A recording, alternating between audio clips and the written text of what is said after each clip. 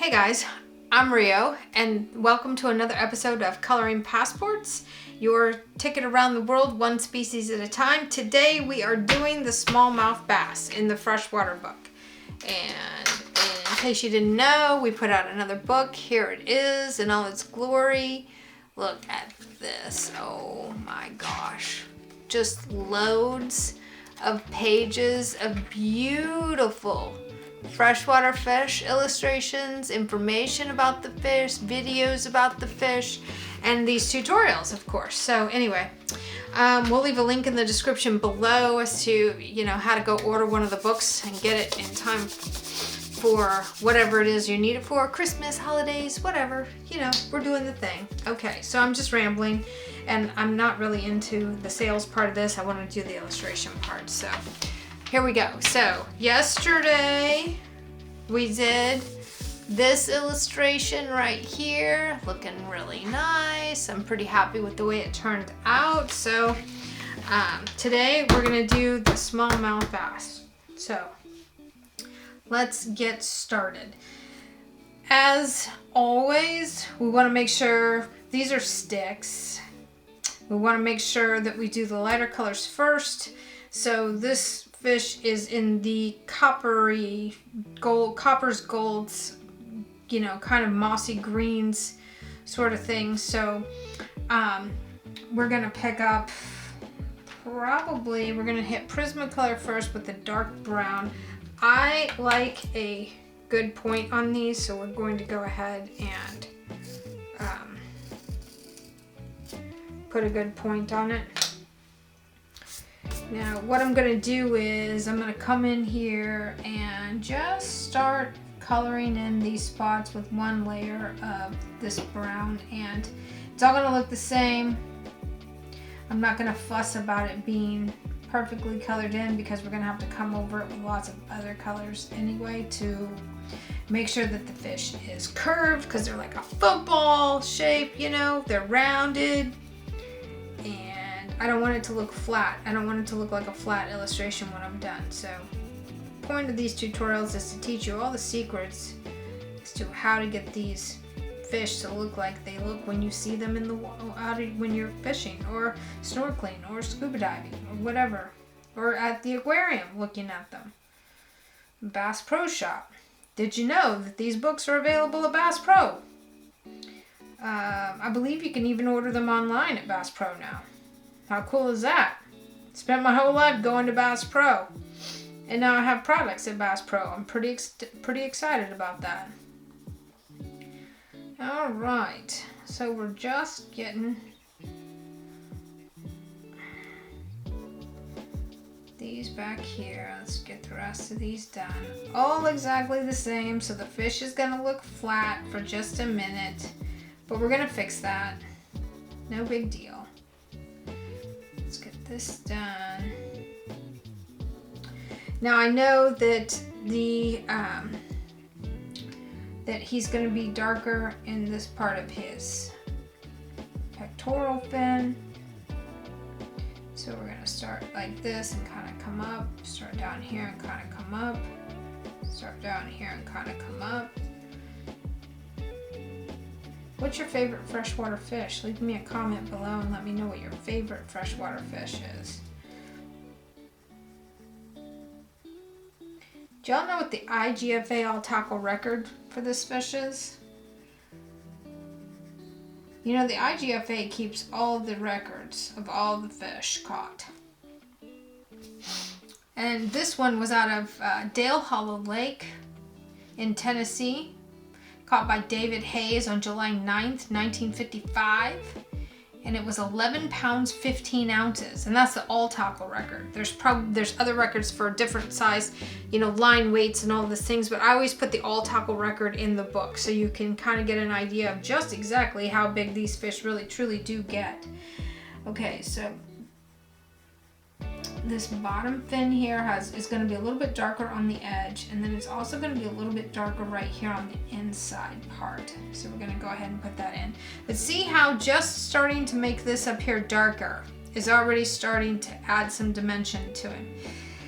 So then on this, the anal fin here who giggled. I need to know who giggled. Just send me a little emoji in the comments if you giggled at that. We're gonna do the opposite. Up here it's darker at the base. Down here on the anal fin it's darker at the tip of the anal fin. So, and then you want to kind of darken some of those lines that I did draw for you in the illustration. So, and then as it comes up, it gets lighter. We also know that as it rounds the corner down here, you're going to have some darker shadows. And typically, I don't start with the shadows on this, but this fish is darker in general. So we're just trying to get some of these darker colors laid in there so we kind of know what we're doing. And then I'm just going to go over it with a bunch of other stuff and make it look really super pretty. And we're going to try to fake some scale patterns and, you know, just with some little squiggles and things, trying to make it easier on you. But I just needed to tell myself where these dark shadows are supposed to be to get started. And then we'll go from there.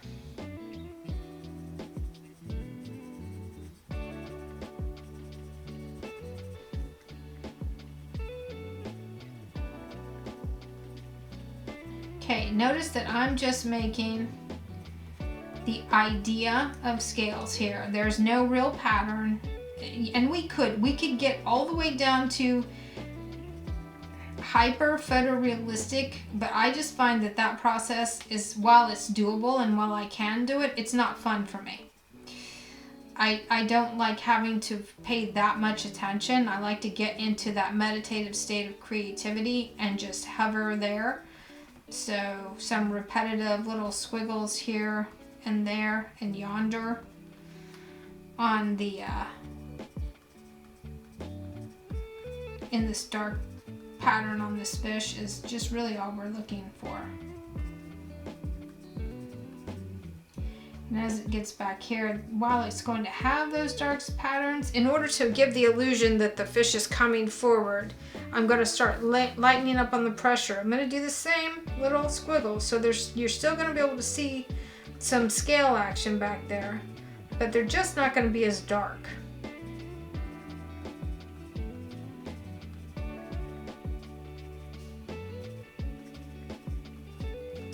Not too shabby what can be done with one pencil. Okay, so this was dark brown. Now we need to pick up some more of the reds. And this isn't necessarily my reference photo, but I am using it to reference the colors.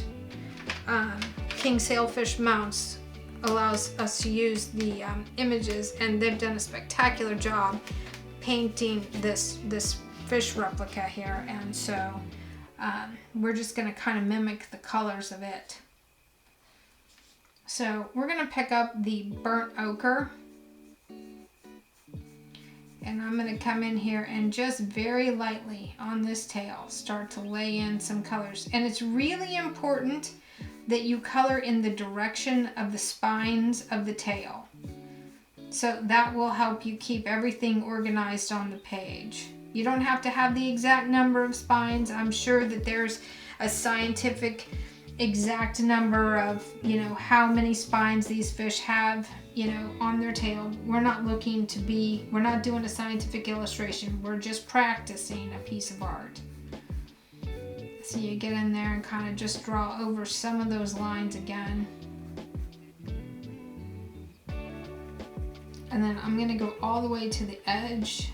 Again, right over that dark brown, so we get a little bit more of it's more of a red color is what we're looking for. And then we'll come back over it with that purple gray. And see, I'm coloring outside the lines. Don't even worry about that right now, because we're gonna fix that later anyway. So I am all in on the least amount of stress possible to do these fish. Now I'm gonna bounce around a little bit. I want a little bit of this color up here on his face.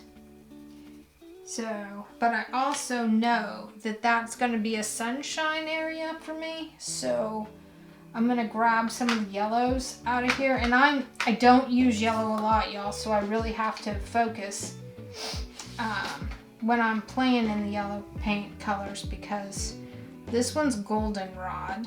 Let's see what it looks like. So that's a stripe. That's not a stripe. Ooh, that's really pretty. Okay, so I'm gonna take the goldenrod and I'm gonna color, I'm actually just gonna color the whole thing. Call me crazy. Not exactly the whole thing. So what I'm doing is I'm very lightly just going over all of this area here. And I'm gonna leave this part open because I'm gonna switch colors of yellow, and that's gonna be a brighter yellow, a higher value, so it's gonna look like it has more white in it. And it's gonna have less orange in it. So, and I'm coloring over everything, and I'm not coloring it all, so there's still white showing, which is awesome. We want that white showing. No big deal on that. Look at that fish. He's already coming to life. Now I'm going to come over here and I'm going to make the tail a little more cohesive by adding a little bit of this, what is it called? Goldenrod. Let's see. Can you focus on that? Okay, goldenrod. Okay. So we got the goldenrod down. I'm going to put that away. Now I'm going to grab the jasmine, and let's just see what jasmine looks like. It's a little lighter yellow. Oh, yep, that's a lighter yellow, and I'm liking it. Now we're not going to do the whole fish. We're just kind of going through the center here. A little bit of this goldenrod on his tail fin. A little bit down here, and just this area right here. Oh, that's so nice. We definitely want goldenrod on this fin here. This fin, I don't know, we're gonna goldenrod, just random goldenrod that. So there's his lip. So this would be, so I'm trying to figure out where the stripes would be on this fish.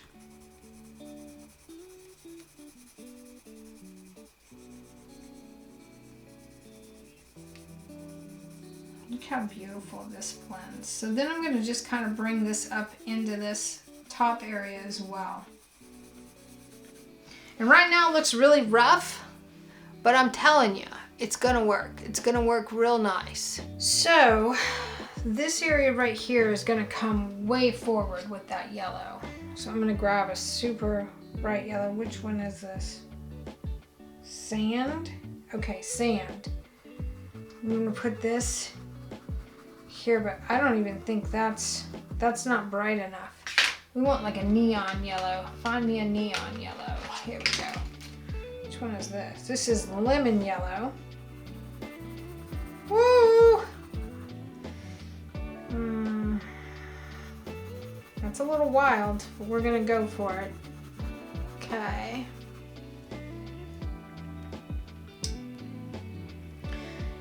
Now, before I start really working this, I want to lay some color in this background.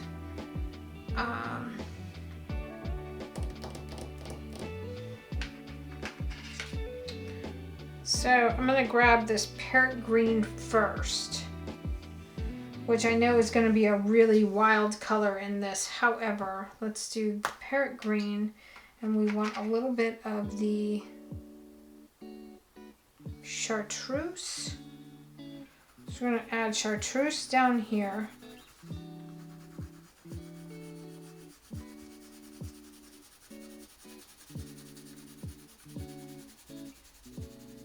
You have to kind of decide which angle the light's coming from. It's coming from this side here, and I just colored that incorrectly. So we gotta shape that back up.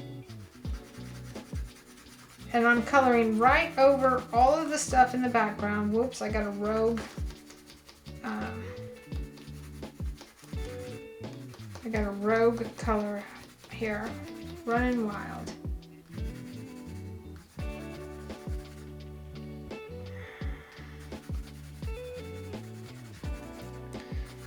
I'm putting this down because I want the water to be a little more green than blue. With the peacock colors, see how coloring right over that anal fin there, set it down into the picture. I know you guys, I know I'm like all over the place when I'm talking to you about all this stuff. I'm just trying to give you as much information as I can to help you understand how to move forward with your creativity stuff with the fish. Because there was nobody teaching me how to color these fish or paint the fish. It was years of trial and error. Okay, so I'm feeling like I want to try this parrot green.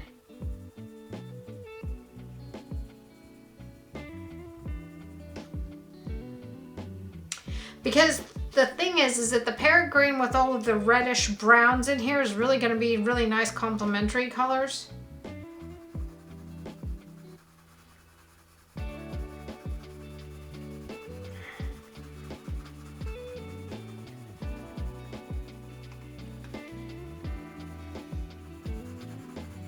And I've got to get a good base layer on this paper before we do any watercolor work, because this one wrinkled a little more than I want. So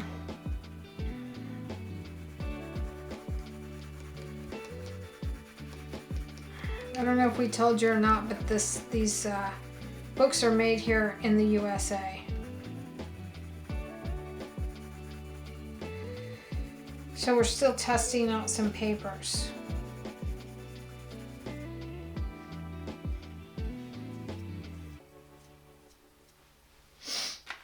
Which one is this? Peacock. Oh, okay.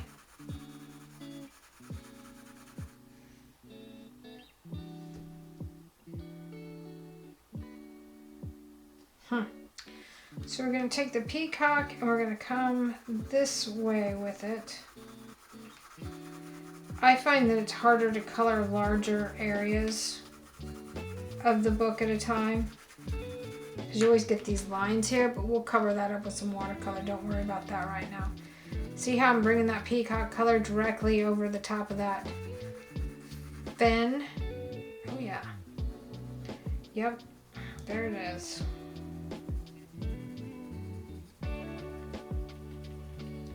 Gonna work it just like that. And then we're gonna come back over that later with some darker red browns anyway. So I know this is chaos and it looks really, really shabby, but trust me, it's gonna turn itself around here. So I want the lighter color down here. Maybe. I'm trying to remember what it's like being in the water. I'm imagining what it's like with the water, the light reflecting off the bottom and bouncing back up. And you see we're just covering up all of those brown branches right now. I'm just covering them all up.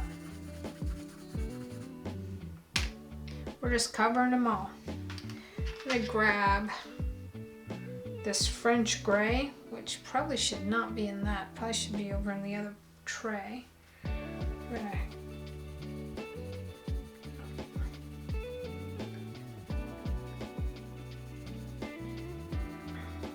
give this rock a little love here with some French gray.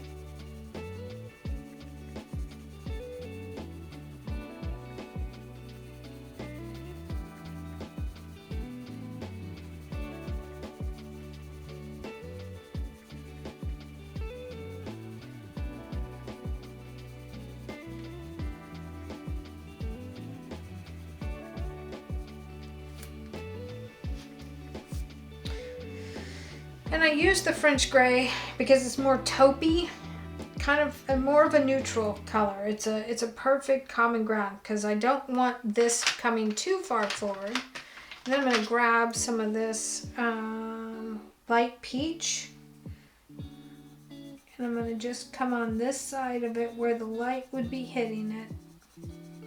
That light peach has enough yellow in it to give the illusion of some light hitting that area there. It's all we're looking for. It's all an illusion.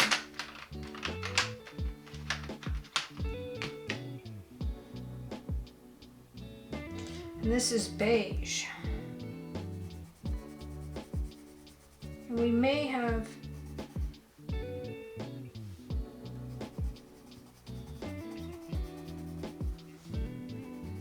put a little too much green already in the sticks, but you know, whatever. I'm good with it. I'm going to come down here with the beige and just start to add a little bit of light here, there, and whatever.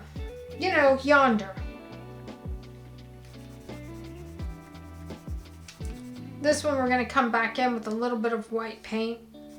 Kind of fix that up a little bit.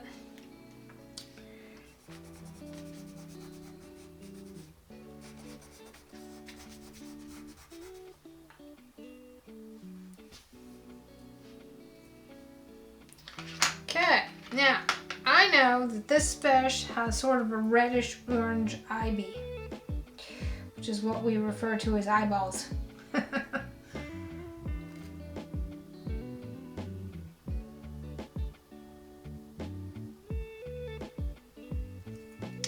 Just a tiny bit of that crimson red, just a tiny bit, and you want to make sure that's really sharp before you go to getting in there with it. Then I'm going to grab the carmine red and I want to sharpen it to a nice sharp point.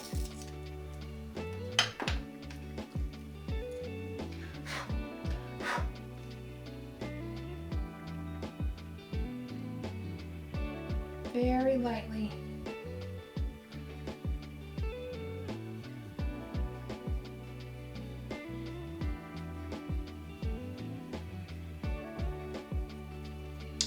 Okay, that's gonna go back over there in the orange pile. The orange pile. Peacock.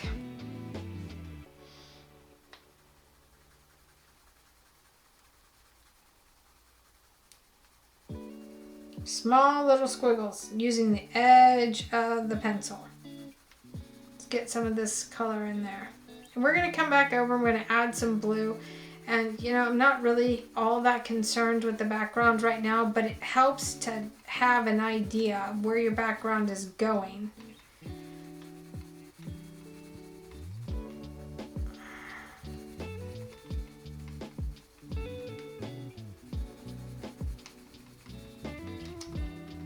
So you know how intense you need to make your fish.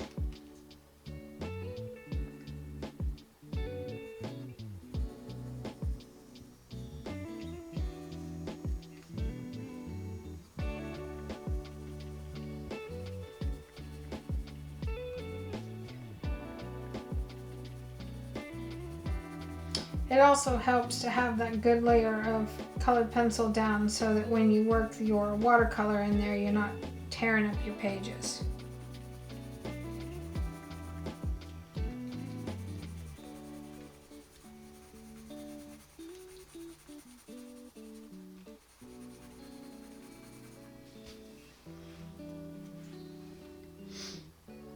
I feel like I'm going to grab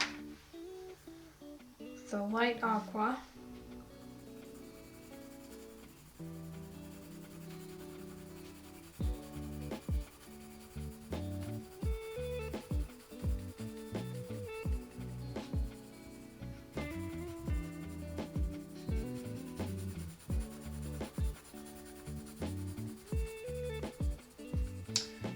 And see how in some of those areas I colored really wide, so I didn't cover the entire piece with the yellow green. So in some of these areas you get a nice blue shining through there. It's still a little too light colored. It's got to be darker. This water is going to be dark. It's lake water. It's not ocean water. I'm an ocean girl, so this part's hard for me. Ooh, look how nice that is though. Wow. Oh yeah, I like that color a lot. Okay, we're getting there. We're on to something now.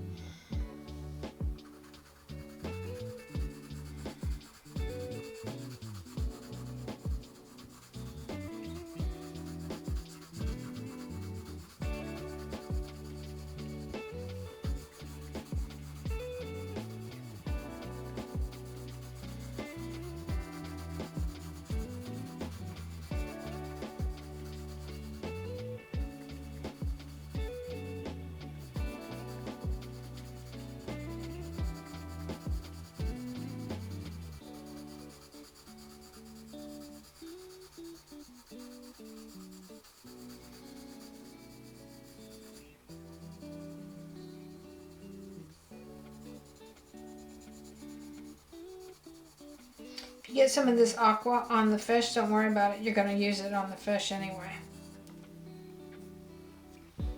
Look at that. Okay, so then I think it probably needs some of this moss green, which I'm not excited about, but it's true. It needs some of this moss green up in here.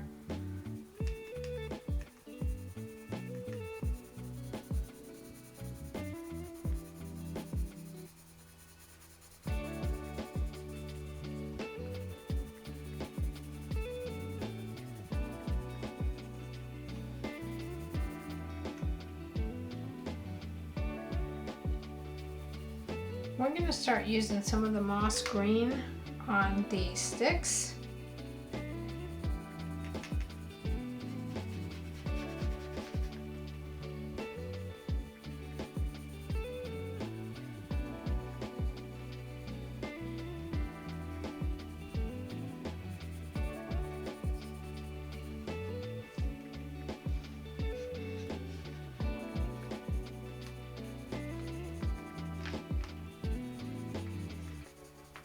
Is your hand getting tired? Because mine is. So do you guys watch these all the way through and then do yours, or do you try to do it right along with me? Because that's got to be hard. I think if I was taking a tutorial, I think I'd have to watch it first and then watch the painting evolve and then get in there. Now see how this has more of a brown hue to it, but this over here with the exact same color, because of the colors we put down first, has more of a green to it, and it's got that mossy looking color like sticks in the lake have when they grow moss on them. That's what they look like. It's like, look, I'm telling y'all, it's gross. Moss is gross. I don't like swimming in lake water because I don't like putting my feet in mud or moss. It's just nasty. Now, I know all you that love to ski and, you know, are all in on the whole lake experience are going to come for me, but I like getting in water that I can see my feet in. So this is a no for me, but I'm happy to learn how to illustrate it for you.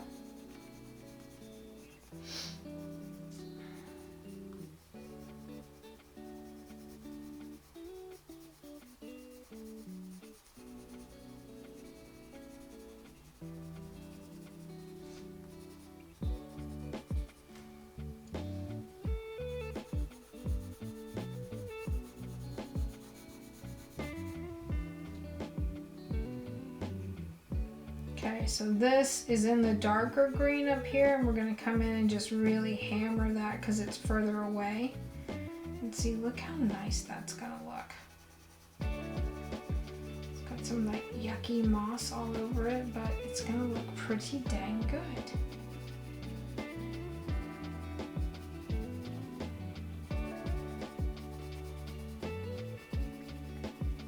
And these will just get darker.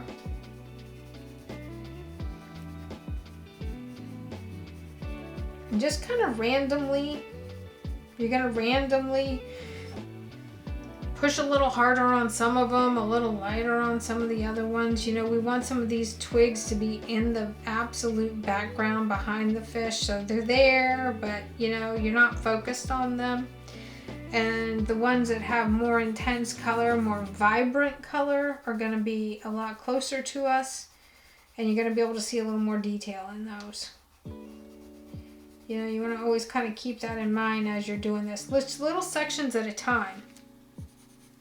That's the whole idea of it. It's just to kind of do little sections at a time. I'm going to come here to the edge and just lightly start on this because this doesn't have any blue or green in it at all. And I want this to be darker.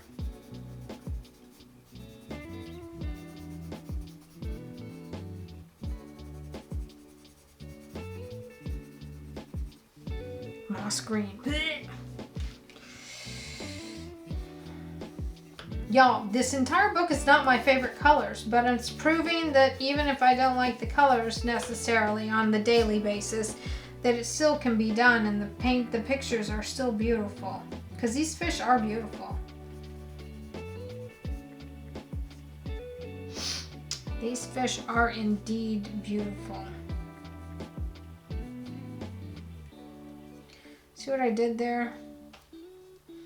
I kind of feel like that would be, I drew it a little too dark. But I feel like there'd be a little reflection there of the stick. Maybe right there too. So we're just kind of, you know, we're just taking it up a notch here a little bit with what we're doing. That's all.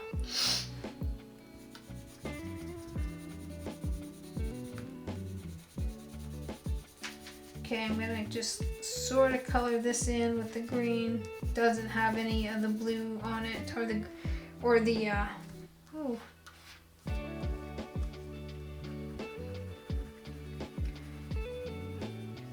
Let's see here.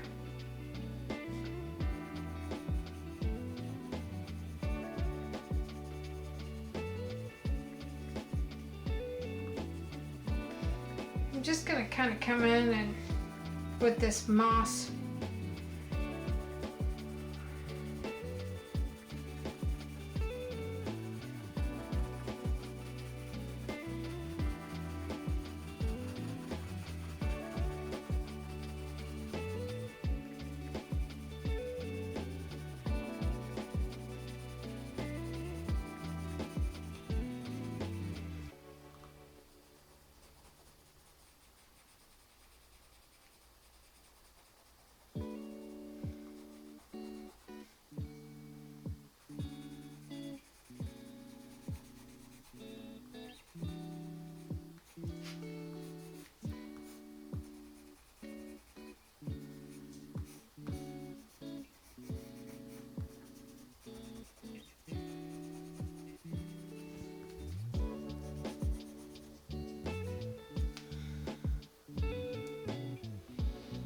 Okay.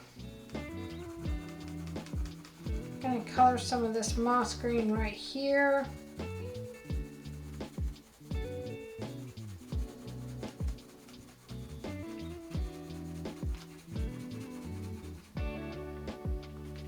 Y'all, can you hear my belly growling? We're on such a time crunch with this that I gotta work through lunch. I gotta get these tutorials finished for you guys.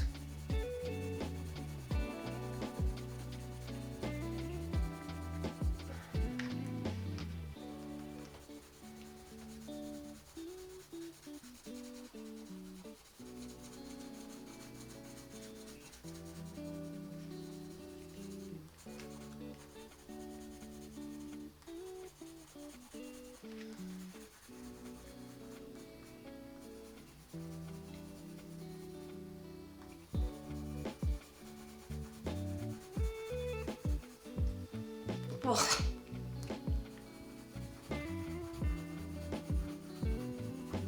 Pains my heart to have to put this mossy color over the water, but I know it's got to go there. Okay, so we've kind of got a hot mess. That's okay. Okay, let's get into the, so we've got, you know, some background laid out so we can see where we're going. We're not done with it, but we've got it laid out, and that's kind of how I operate. So let's get some more color laid down on this fish and start bringing this fish forward.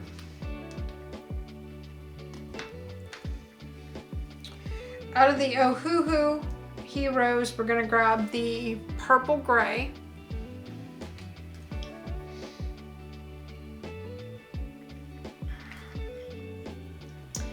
And I'm gonna come back here on the tail of the fish and kind of work my way forward, I think. Let's get the tail doing what we want it to do. Now I'm pushing a little bit harder because I'm committing to what's going on here now. In order to get that tail to look like it's flipping up, we've got to add some darker color here at the base of the tail. This area right here where we've got all this green would definitely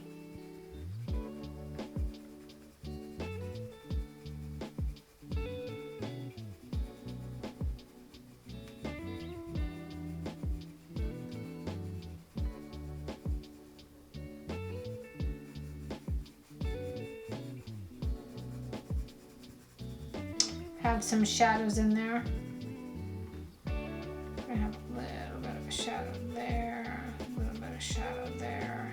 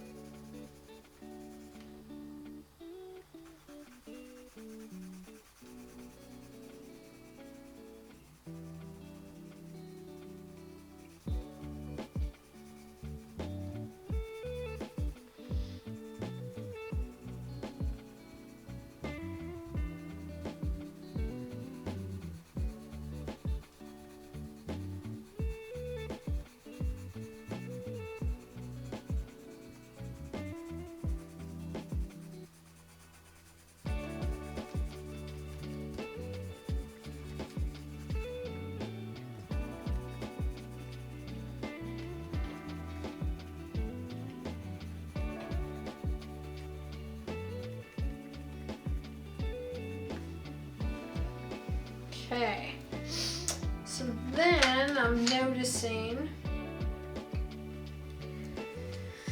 that I really want to bring in some more color over the top of this. So I'm just gonna grab the 90% warm gray from the Prismacolor. I'm gonna lightly come over the top of this. I want some of that yellow to still show through. So I am just barely, and I'm coloring in the wrong direction on purpose because that will allow me to let some of that yellow show through. So it looks like there's gazillions of colors there that have all been mixed. I'm gonna add some to this here and kind of start pulling some of this up and around. Also might want to add a little bit of it to this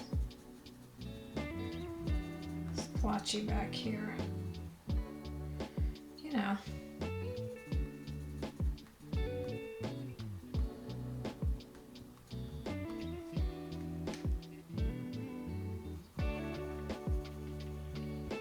This is a purple gray, in my opinion. So kind of works here the way I want it to. Now I'm coloring super light in this area because this area is going to have a whole lot of color. This area is really going to have like the whole rainbow effect. Every color of the rainbow is going to be represented in the bottom part of this fish you're going to see. But we just got to take our time. So I'm going to add some of this up here on his gill plate. Very light, very light.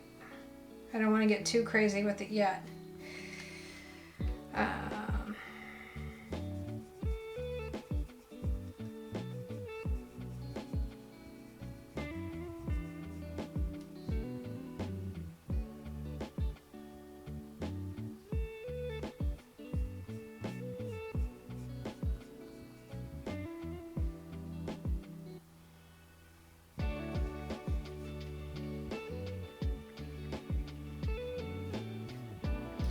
The tricky part of this is that his pectoral fin is pretty translucent. So we have to be very careful how we proceed forward here, because we got to make sure that you can see through that fin. It's going to be challenging. I might not get that done. I'm going to try, but I don't know if I can get it done or not.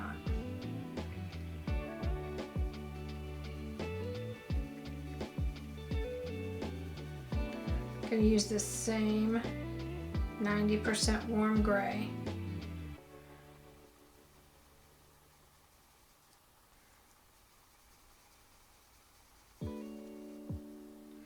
Start darkening up some of these stripes. And I'm just making little squiggles because I've just realized that if you do the squiggles, it just gives the illusion of scales without having to actually take the time to paint the scales, because I'm not down for that sickness. This is practice. This is like doing sketches in a sketch journal. Which, since I have started doing this, I have seriously contemplated doing some sketch journals because I think it's beneficial. Gonna get some of that dark in there. Ooh, yep, that's fire.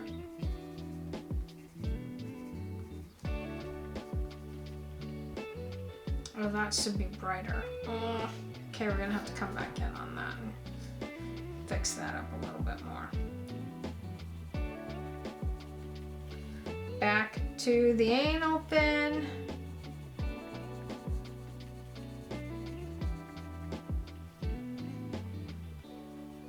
Now right here, where the anal fin connects to the belly, there's going to be a little bit of a shadow, just a hint. And then the belly part of the fish is going to kind of protrude out right here as well. So we're going to create the illusion of that by simply just adding a little bit of a darker line. Also want this tail to curl over under. So I'm going to come in here and just start darkening this area just a touch too.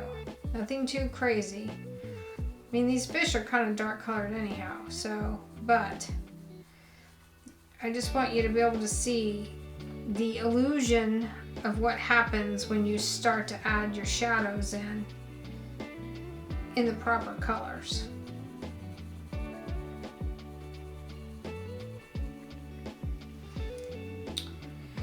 Now I'm going to grab the periwinkle and I'm going to add some blue here to this fin right on top of that yellow. I know you probably can't see what I'm doing, but it's happening. Trust me, it's going in. I'm going to add some little ideas of random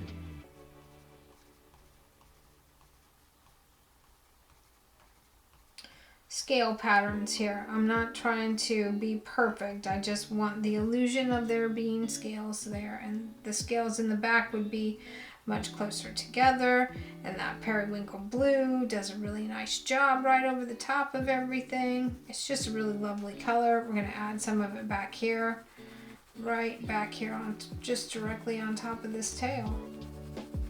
Yep, there it is. That's really nice. I like that. So then in the shadowy areas, some back in here.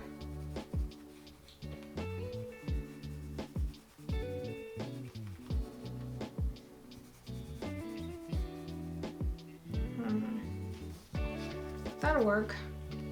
It's okay. Now I'm going to see what it looks like when I bring that. Oh my goodness.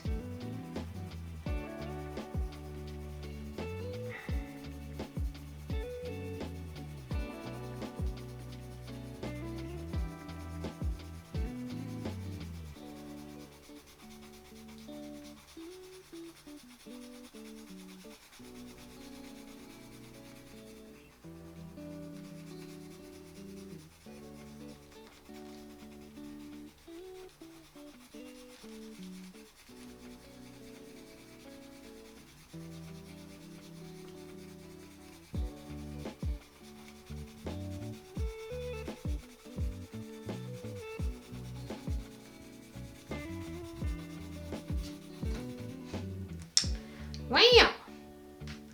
Look at that! Okay, that's not terrible.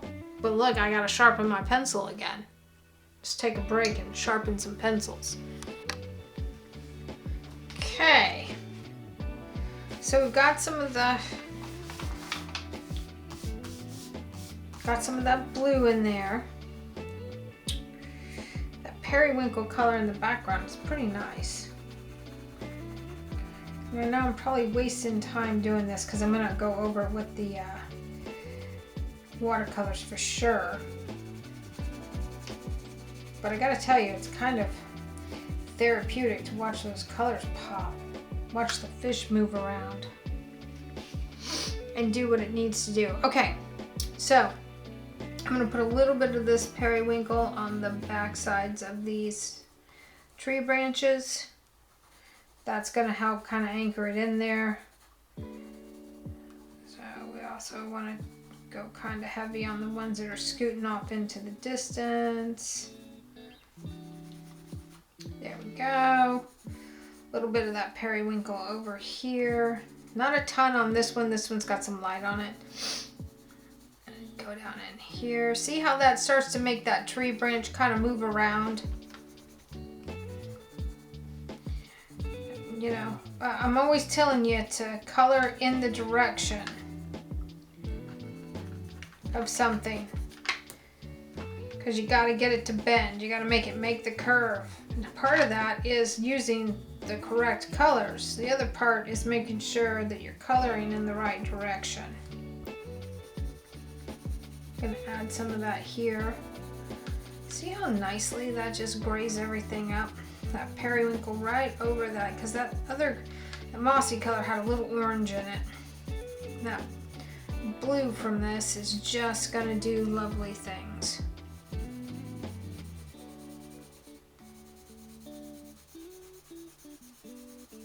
I'm coloring against in the opposite direction that I already colored on. It seems to be filling in quite nicely doing it that way. And these Prismacolors are just beautiful. They're just like butter. They're like butter. Okay. So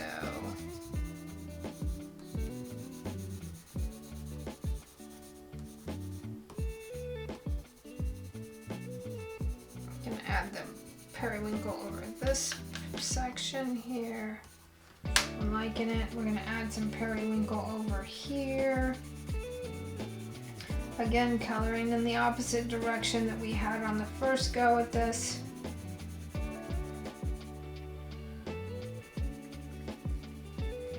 I'm not pushing terribly hard.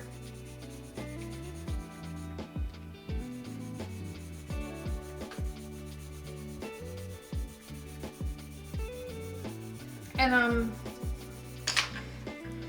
not applying the exact same pressure throughout. See, this is where we started. Sorry, I moved the page. This right here is where we started, and this is what's developing. And it's starting to look like pond water, y'all, or lake water, which is what we need.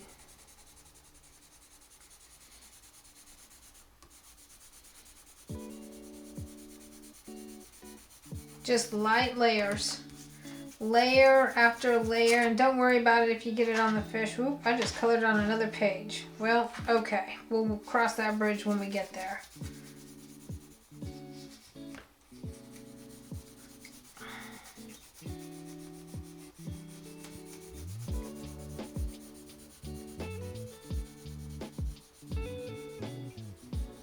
See right there, you can see what color that really is by itself. But when you start layering all these colors together, this is what you get.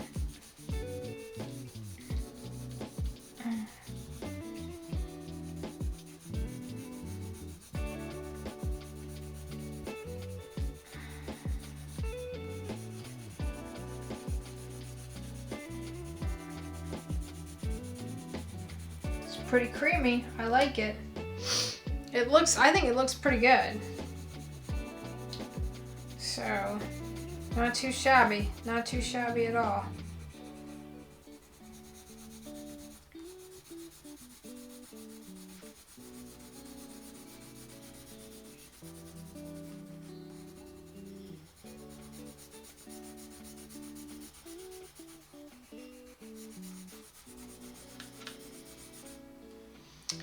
Nice. Nice, nice, nice.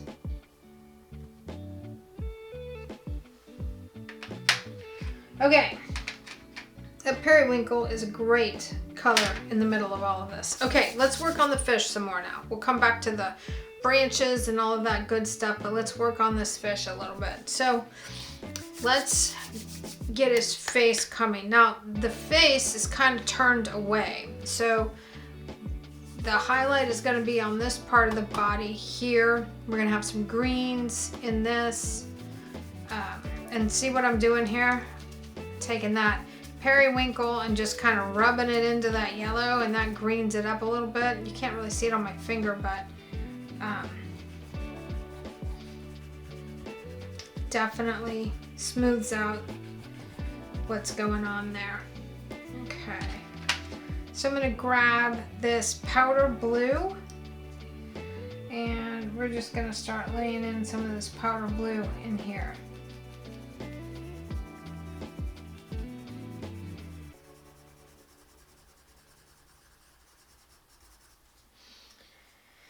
All right, now we definitely want some of this powder blue up here on his back.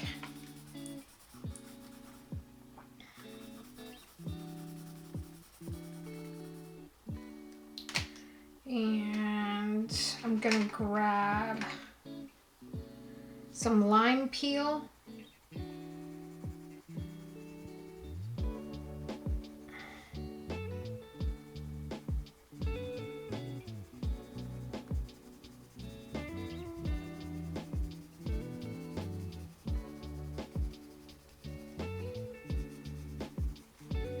Look at that. That's awesome. That's not 100% the way I wanted it, but you know, it'll be okay for right now. For right now, it's okay. I do, however, think I'm gonna grab some of this mineral orange and get a little more color in this dorsal fin here.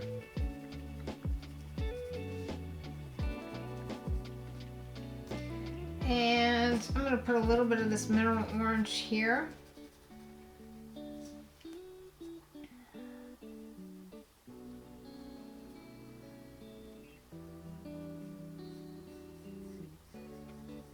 Gonna put a little bit of it behind his eye, just a touch, because we're gonna green that up a little bit.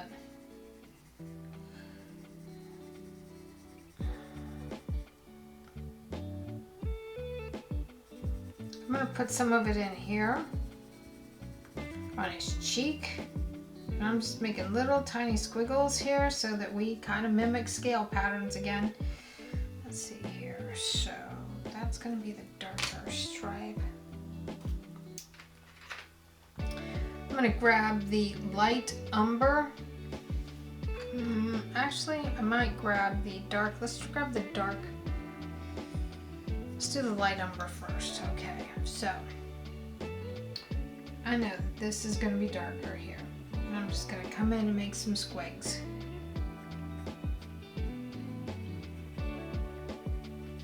And this part of his lip is gonna puff up a little bit.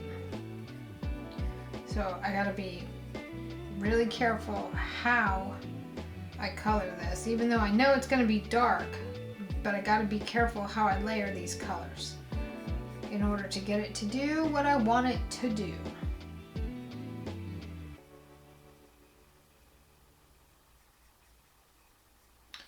So I want to give the illusion of there's a little bit of his lip curling under here.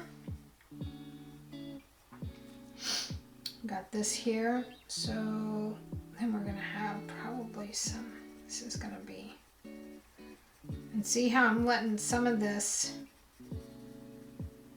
just run wild.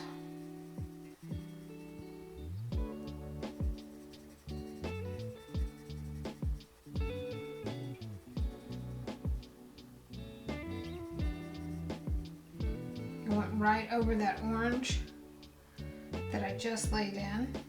Gonna do a little bit of it there, a little bit of it there. It's gonna kind of be a continuation of some stripes, but lighter.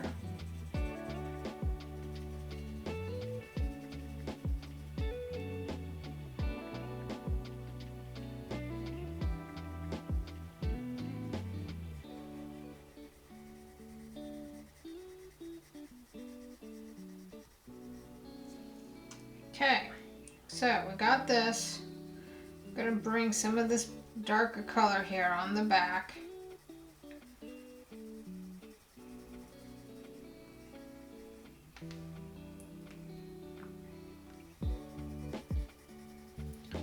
how I told you that this needed to be transparent? So I didn't draw this on there on purpose. Because you're going to have to kind of freehand this yourself. But you see how I just did the continuation of the stripe through the pectoral fin, but lighter, so it's a little distorted. Then we're going to come over here and we're going to add a shadow right here using this exact same dark brown color. There's going to be some darker brown up in here. We're going to use the brown first because it's a great color to get us started. And then we're going to come into some other colors. Don't panic, you've got this.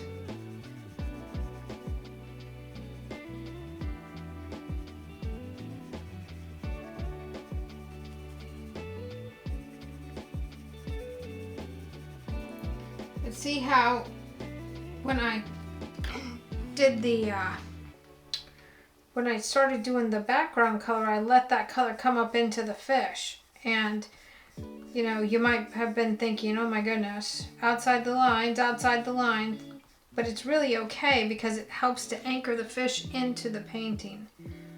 So you want those, because it's called reflective light, and this fish is definitely going to have reflective light on it from all of these areas. So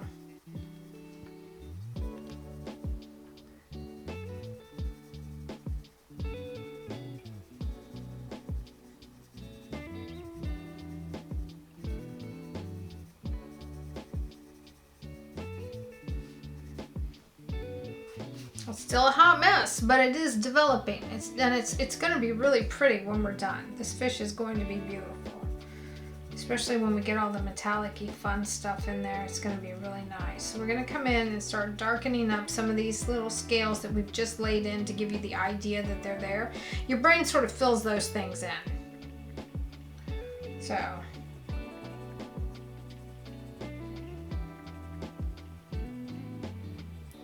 and I'm going to be the first one to tell you that I didn't get the pectoral fin painted the way that I wanted, but that's okay. We're going to let it go. I wanted more light on it, hitting about right here, but I just went in and added the shadow in there before I was really thinking about what I was doing. And that's okay. That's no big deal. I'm not going to stress out about it at all. So we're going to come over the top of this slightly. Kind of anchor those two pieces together where the pectoral fin meets the back of the fish. Then we're going to go over it with some green, because that green is kind of the universal language of this entire painting.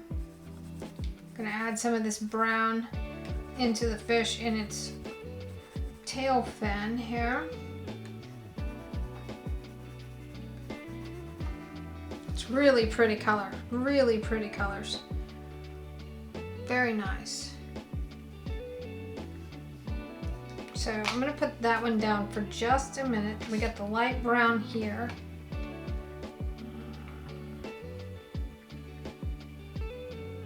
We're just going to make little squiggles in the yellow with this light brown, and I am barely touching this. And I don't want to cover all of the yellow. I'm just trying to set up the idea that there could very well be more scales in this area. That's it. That's all I'm trying to do. I'm also going to bring some of that brown down here.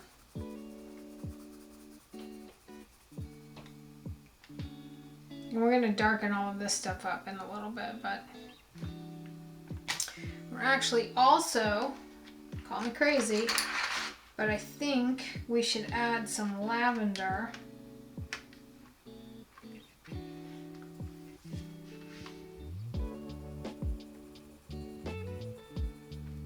So I've grabbed lilac. Remember I told you this fish is going to have lots and lots and lots of different colors. He's developing quite nicely, I think.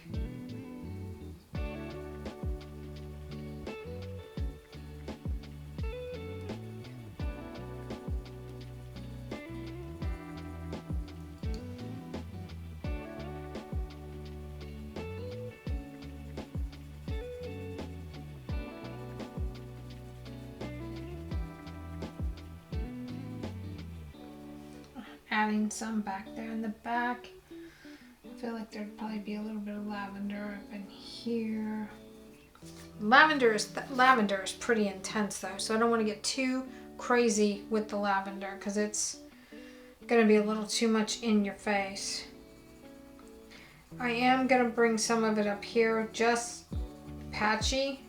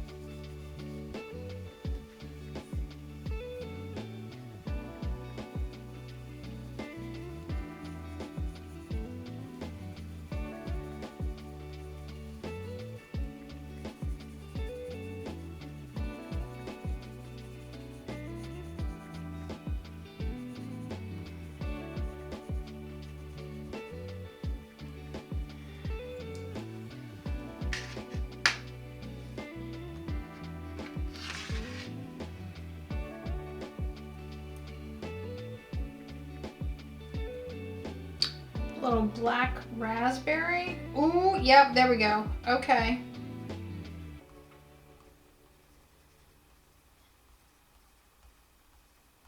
And I'm just making little polka dots here with it. Then we're gonna come in and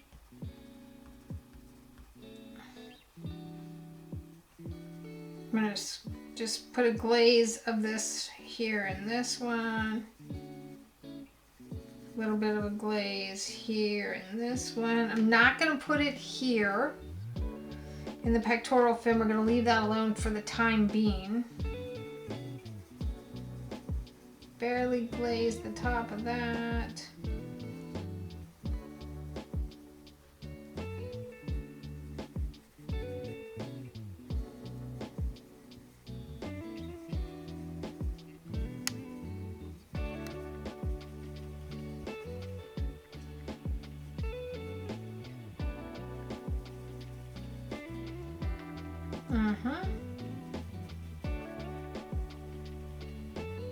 It's working. I think it's working. So that's the raspberry. I'm going to set that pencil here. I'm going to grab this powder blue again because I want to come right over the top of some of these that are further away with the powder blue, because what that's going to do is just give it some atmosphere. So like right up here, I feel like there's a lot of powder blue going on. Oh, look at that water, y'all. Oh my goodness. Look at that water.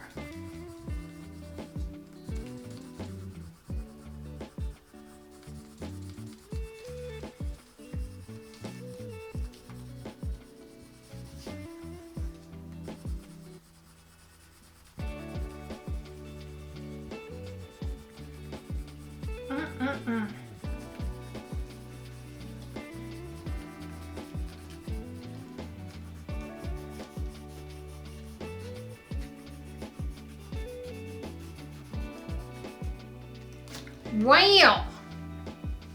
Is that translating well on camera? I sure hope it is. That's really cool. That's really nice. Okay, let's start darkening up this fish. Let's get into some of these darker yellows here and some yellow oranges. I gotta sharpen a few of these because that tip is never gonna work. This is the Sunburst Yellow. Might be a little more than I need, but we're gonna mix some of the oranges with the greens up here on the body of this fish and try to get this. Ooh, Lord have mercy. That might be too much.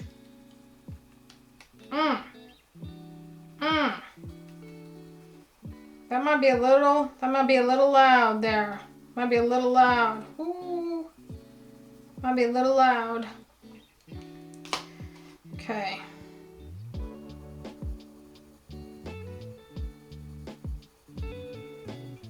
Maybe we can set it down with a little bit of that brown right over the top. Goodness Gray Shez.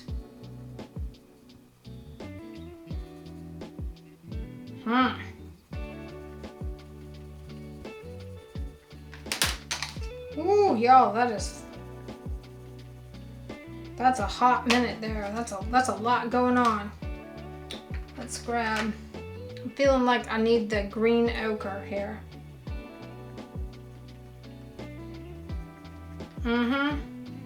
Oh yeah. Oh yeah.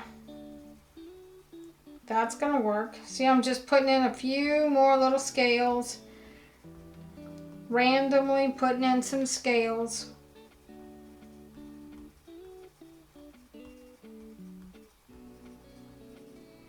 Because I don't want to go crazy and have to paint all those scales. Ooh, that's a nice color.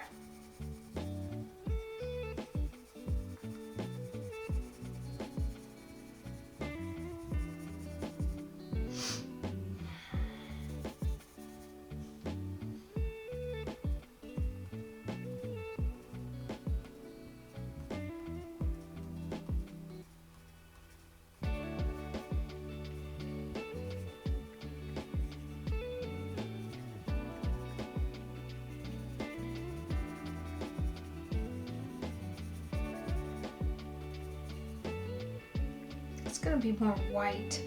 This is definitely going to be darker.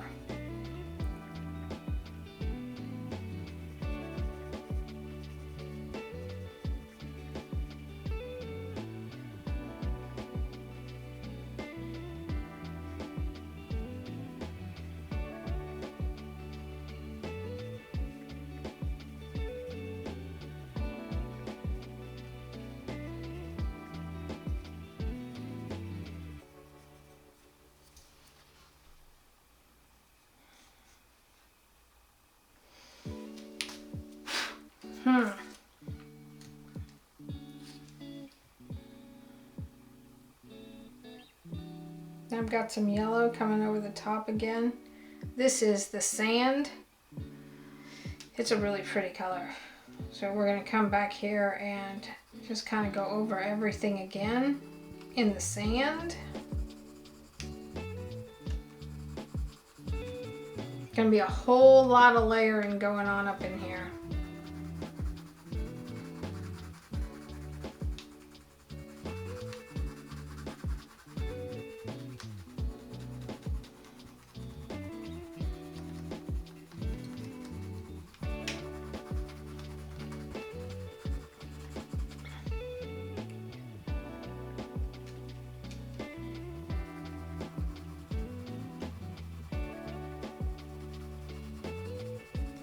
And I think the lighter colors are the hard ones to color. I think the darker colored fish are a lot easier. So we just got to keep going darker and darker. And I know that this yellow is a little much, but watch. That lilac was a little too intense for me, so you put the yellow over it and it sets that lilac right back down. Then we'll run some of this Kelly green. You got the blue, you got the green, you got the orange, you got the purple. We got red on this fish. We got some more green in this area, I feel like. Got some of that green reflecting off from the water.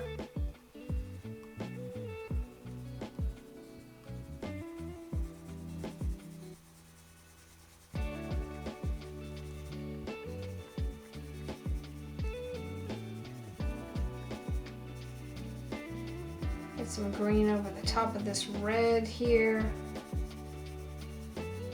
We're going to cover up some of that green too, so it's not so intense. And I do want some green kind of trailing back here on this edge. So we're just going to add a little bit of it in right there. See how it kind of just shifts all of that. That's a little too green still, so we're going to change that a little bit, but you know, you get the picture. We're just starting to add some color to this fish. Gonna add a little bit of it up here to his face. So the picture as a whole is cohesive. Gonna add some of the greens up here.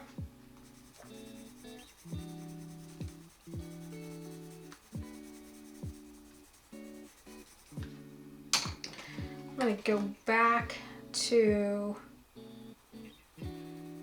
the terracotta. No, mineral orange.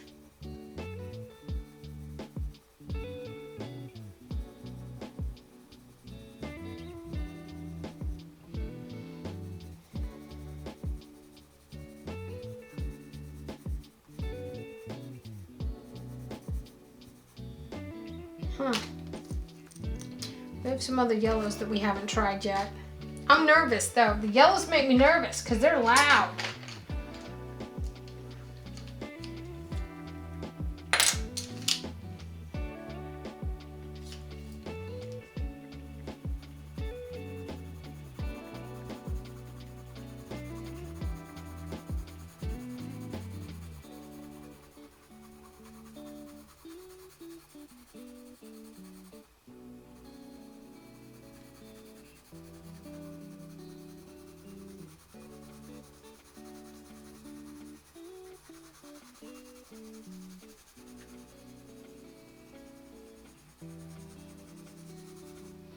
We gotta get some darker.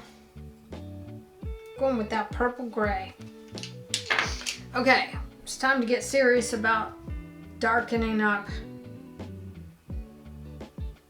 some of the folds in this fish here.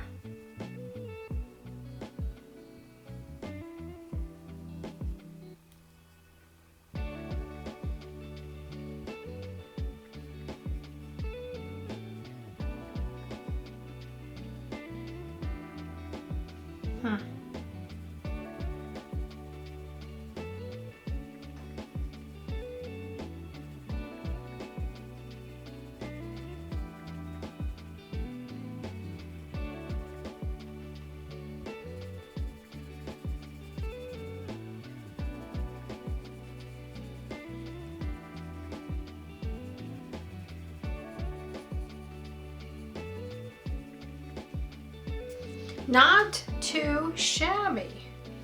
Okay, I want to kind of add a little bit of this in here, but I'm barely touching this. This color is really a nice universal shadow color, especially for the white areas of this fish, or the lighter areas. He's not really white, but he is white underneath his face there. So, but you can't let it stay white. You gotta color it in. So you gotta pick colors that are gonna read like white with the rest of it, you know, going dark.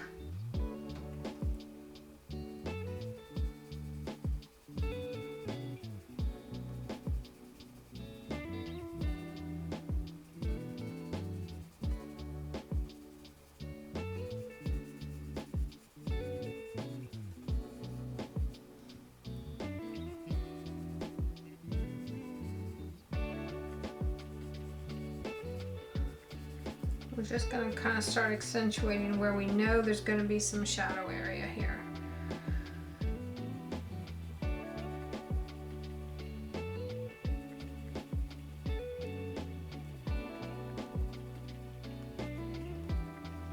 And see, the entirety of these stripes isn't dark.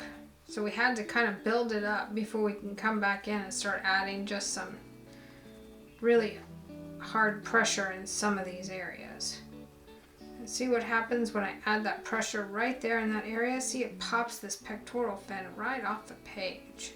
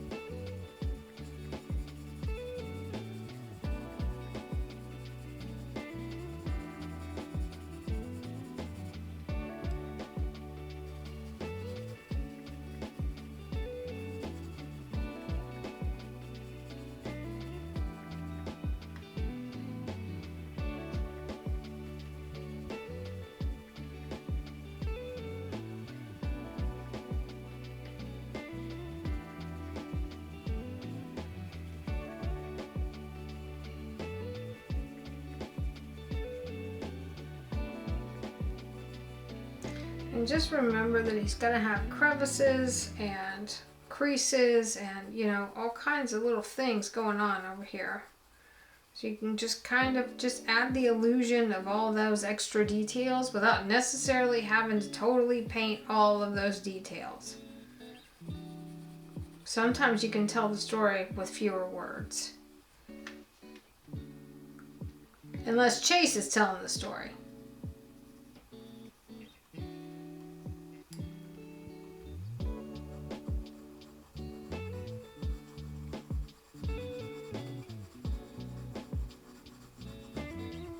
Okay, we're just gonna barely.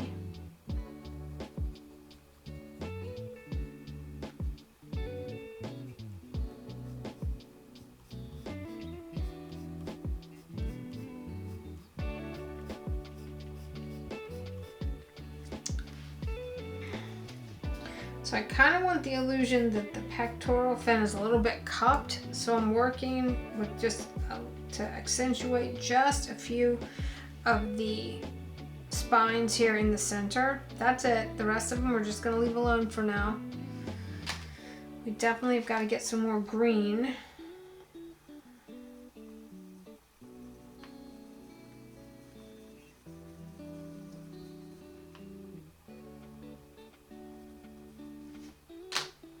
Definitely need some blue.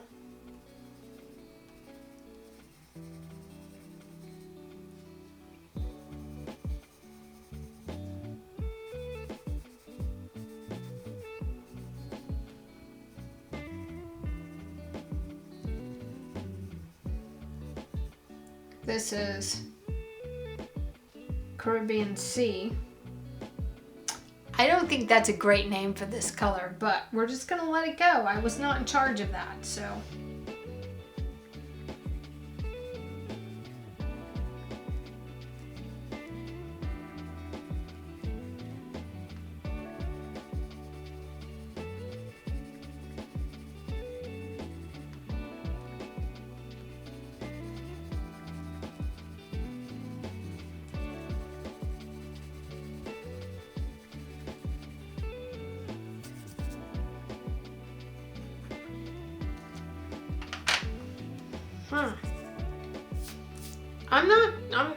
I'm not hating it.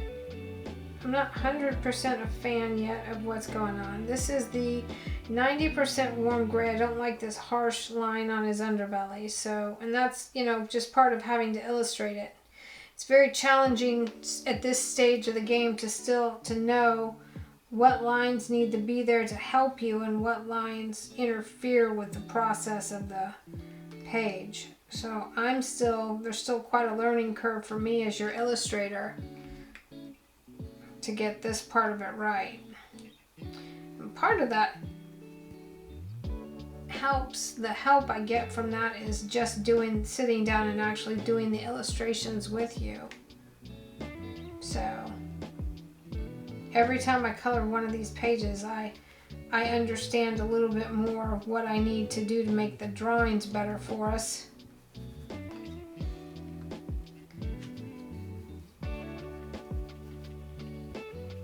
And coming from a painting background, I typically don't draw very much on my canvas anyway. But in order to help you not have to do that, I opted to add some things to it that I typically wouldn't necessarily add.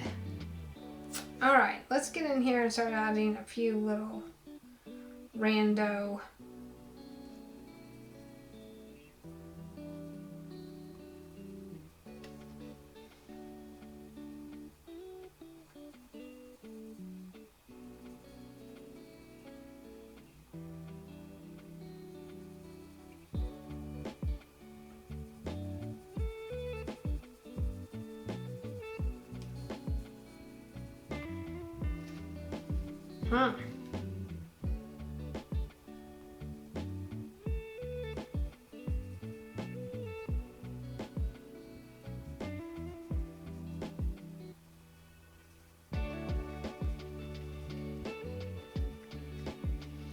Just not sure I'm feeling like I'm getting it as dark as I want it to be.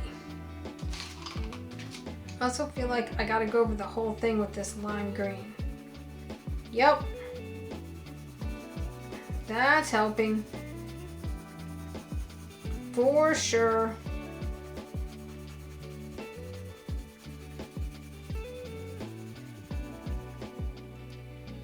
Lime peel.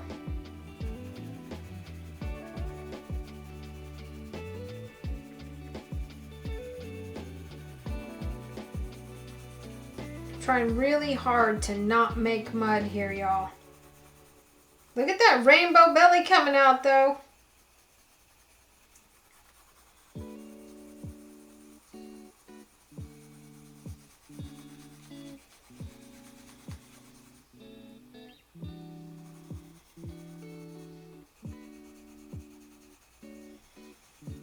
Gotta do some work on the fins. Gotta do some work on those fins.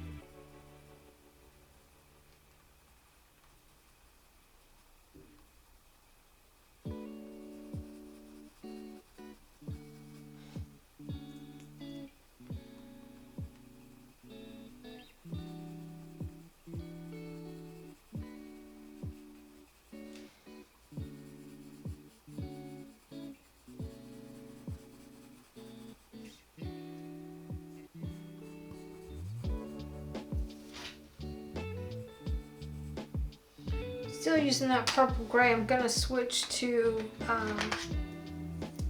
the black here.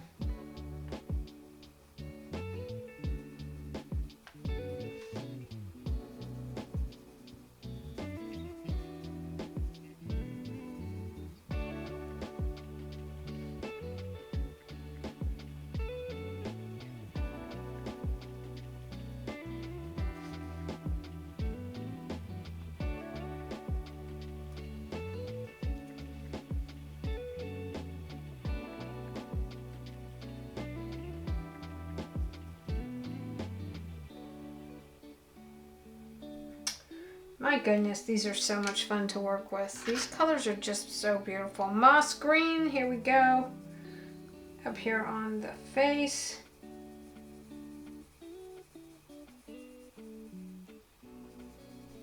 Gonna add some yellow. This is the lemon yellow.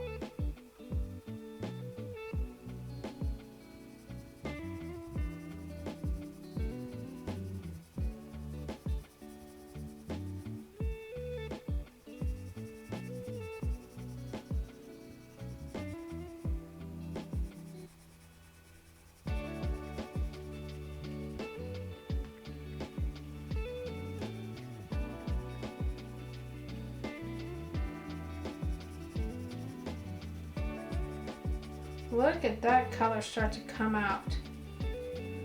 So you just have to be patient. You have to work this, you have to work the fish. Look at that. Yeah! Woo, that's gonna be so pretty. Oh my gosh. Okay, let's add a little bit of yellow here in the white areas.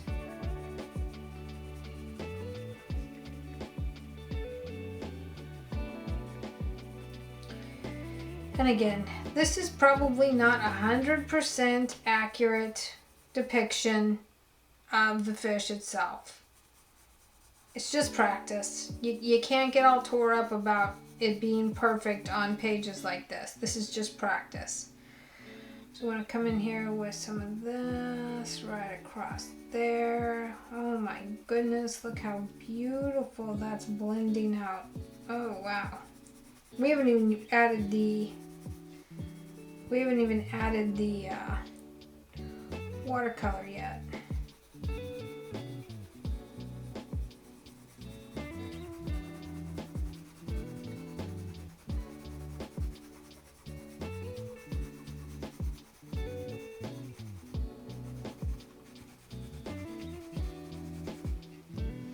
Woo!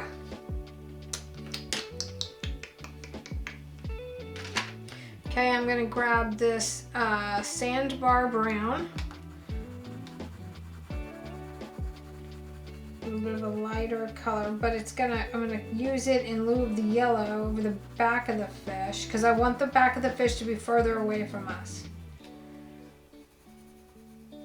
So I feel like I can use it to clean up these spots here a little bit because the spots are feeling a little sloppy.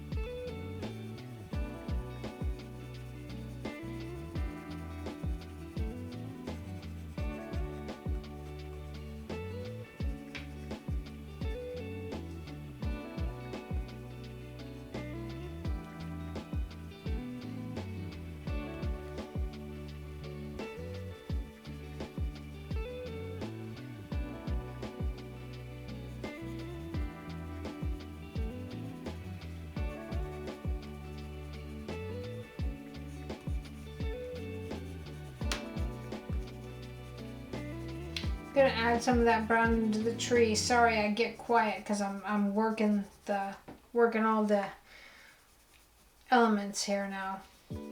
When it starts to come together, I find myself just getting quiet and getting just peacefully into the meditative state of creating.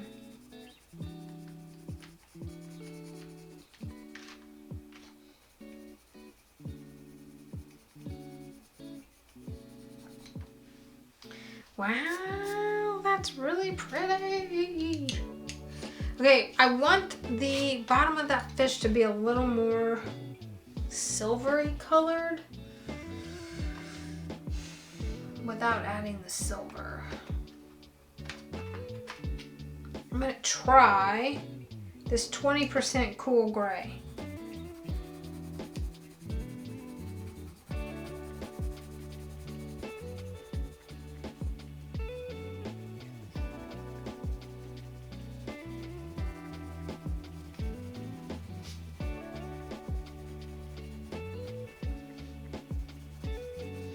Knowing that I might have to come back in with the paint later on and kind of clean some of this up.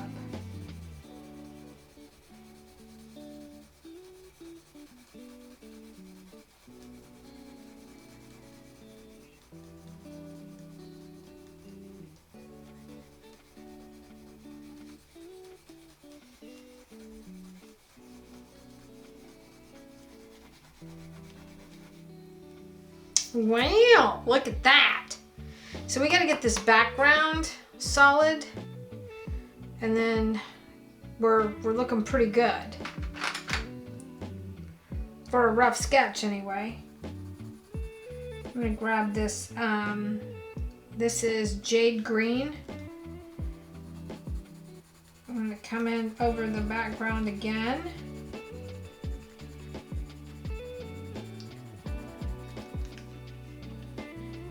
I'm not coloring over the trees right now, I'm coloring in between the trees because I still want to be able to come in and work the tree, and I'll see how I'm pulling some of that jade right up onto the fish.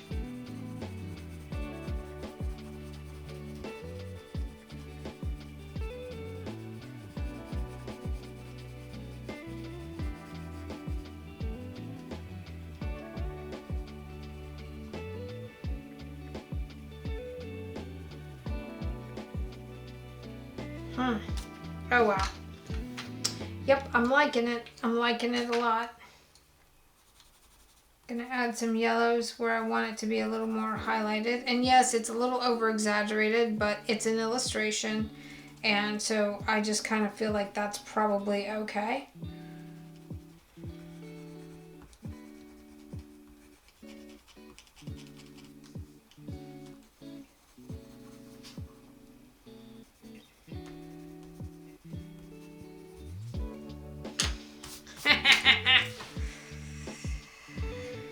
Okay, green ochre.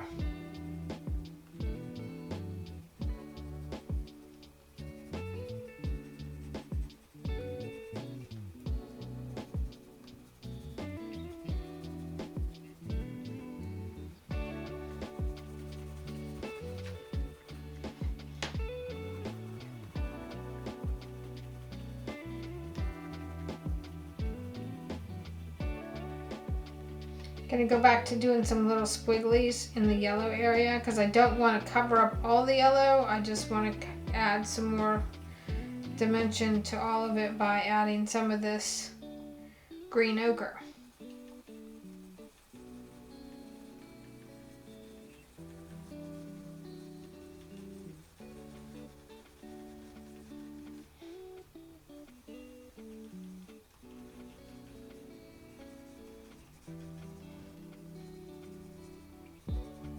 Without making mud.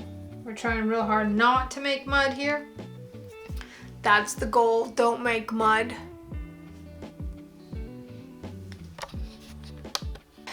I'm gonna switch to some watercolor because I need to start seeing some of this fill in.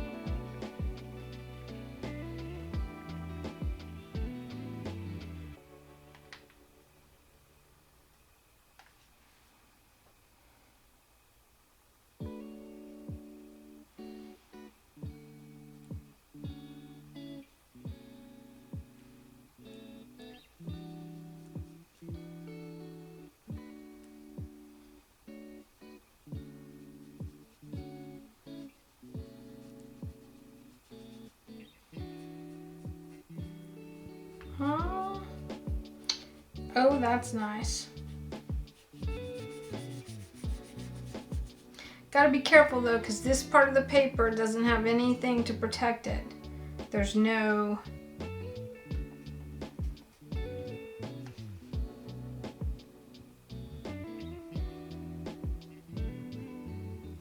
watercolor, or there's no colored pencil on that part of the paper.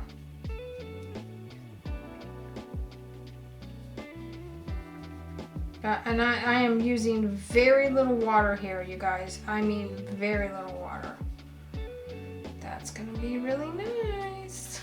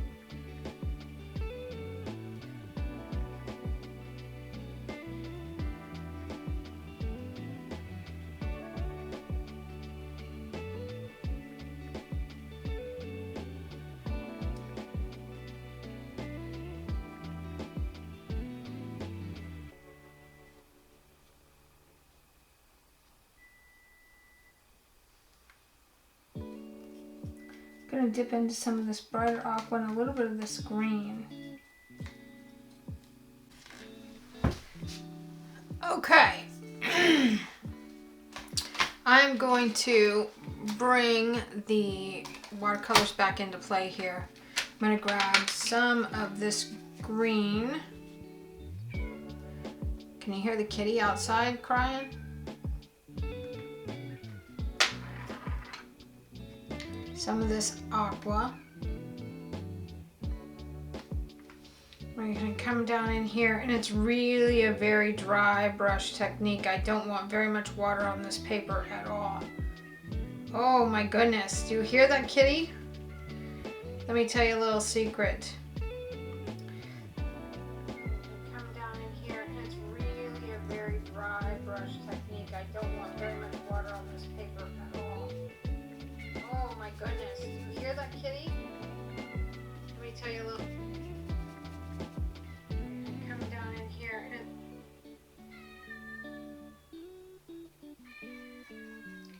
I don't know if you can hear the cat or not, but the cat is seriously crying at the door and he can't come in because I'm filming. Okay. Ooh, that might be a little too much green. Ugh. Oh my goodness. Yep, totally digging that. Sometimes I get a little crazy with it here. I don't even know what's happening. Y'all have never painted freshwater fish before. This is the first. It's like, it's happening. So the books are on the website, and they're also going to be available at Bass Pro in the coming weeks. They have shipped to Bass Pro. Pretty excited about that. Ooh, look at that green. Oh.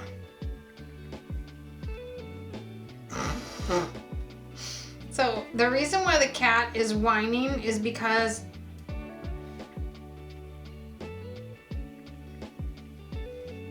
I totally just pulled chicken out of the oven and then put it in the warming drawer, and the cat is freaking out because he thinks that that chicken is his. It's not, but that's what he wants. And he's outside crying like a little baby while I paint this fish. That's what's happening. I totally just pulled chicken out of the oven and then put it in the warming drawer, and the cat is freaking out because he thinks that that chicken is his. It's not, but that's what he wants. And he's outside crying like a little baby while I paint this fish. That's what's happening. I'm going to come down in here, and it's really a very dry brush technique. I don't want very much water on this paper at all.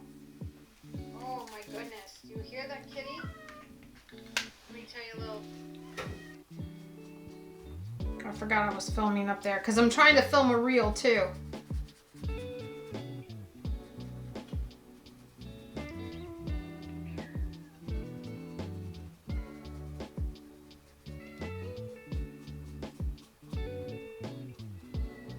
I just want a little bit of that green in there. Whew.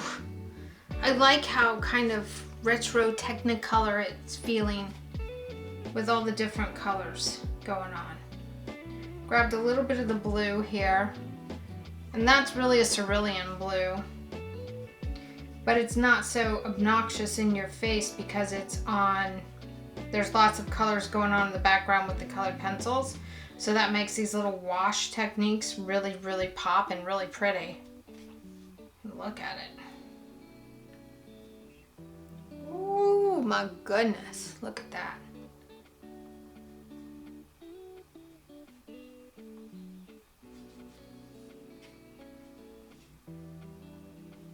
That part's a little too wet. I'm telling you right now. If you get too much water on that paper, just blot it. See, it comes right off. It's pretty forgiving, especially if you've got enough layers of watercolor on there. See, I want this just a little bit darker, so I'm just kind of pulling some of that blue over into the green. This is a little lighter. It's working.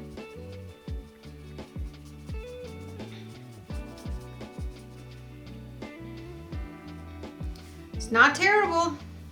I don't know what I'm going to do with this over here. And this up here, I think that needs some of this color.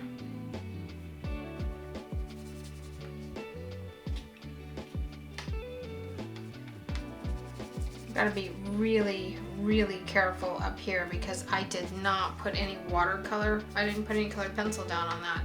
So I'm actually gonna let that dry. I'm feeling like I need to darken up these trees a bit. And I'm feeling like the only way to get that done really is to get some watercolor out. Because I went really heavy with the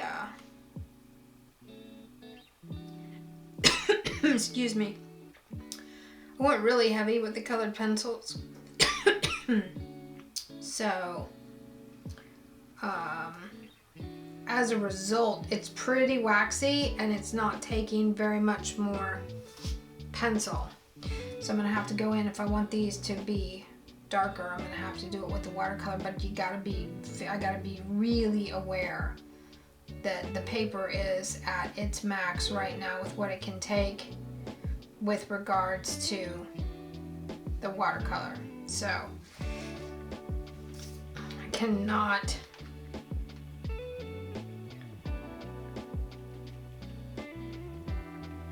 get too crazy with this.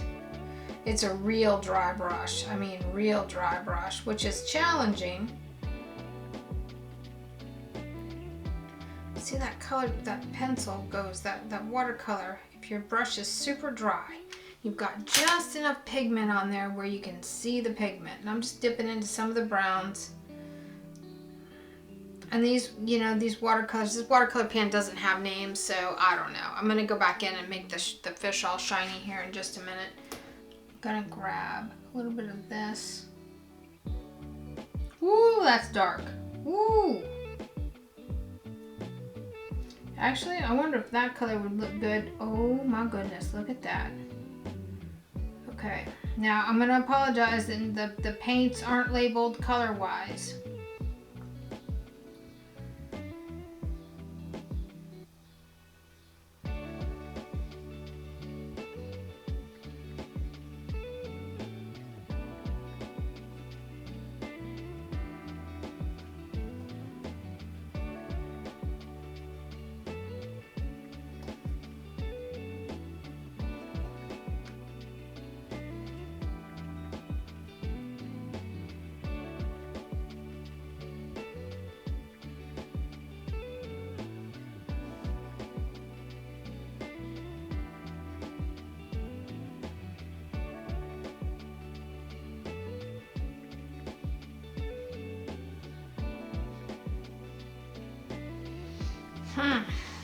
Woo, look how intensely rich that's becoming. And there's just the little added details that make all the difference in the world. I'm going to grab some of this green, it's kind of a mossy looking green, and I'm just using a dirty brush. I'm going to grab some more of that brown. I'm just going to come in here and just add a little bit more color here, there, and yonder. You know, we like the here, there, and yonder method of painting. I just like, for me, as a professional artist and as always having to, once you start being paid to paint, it sort of takes the fun out of it. and it you know, puts pressure on. Then you start, instead of thinking about, wow, how can I, what can I create, then you start thinking about what can I create that somebody will want to buy. And there's a whole lot of pressure. But with these books, there's no pressure. You're just painting for the pure enjoyment of getting to paint something, and for the practice of it. There's no, and for me, that's been the most exciting part about all of this, is just figuring out how to get all these colors to work together, how to paint the fish better, how to improve my own techniques, whether it's with the acrylics or the colored pencils and the markers and, you know, whatever. I haven't even broke out the markers yet. I forgot about having markers.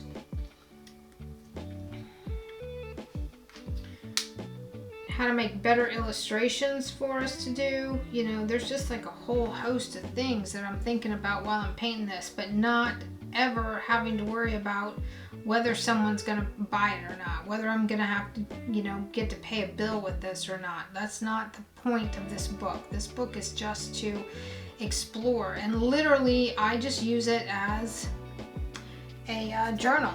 I use it as a journal. It's more fun than a journal. Because you don't have to start from nothing.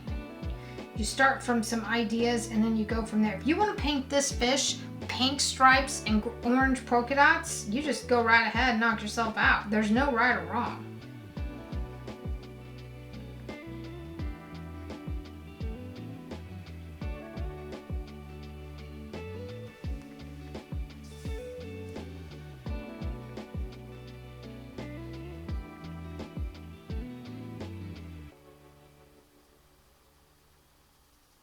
Start to add some more of that color right over the top there and just kind of set some of that down. Oh, that's so pretty. I'm loving the way this is just blending all together now. And I have a tendency to overblend some things. Then I lose my focal point and all of that. So then I have to go back in, but that's okay. We've got some pens that make going back in pretty easy. Can always go back in and use a little bit of the that's the pearl. Ooh, I wonder if this pearl white would help sort of bring out the color in that fish. Oh, yep, that's gonna do it. I gotta go get the rest of my metallic colors out, because that is what's missing in these fish paintings.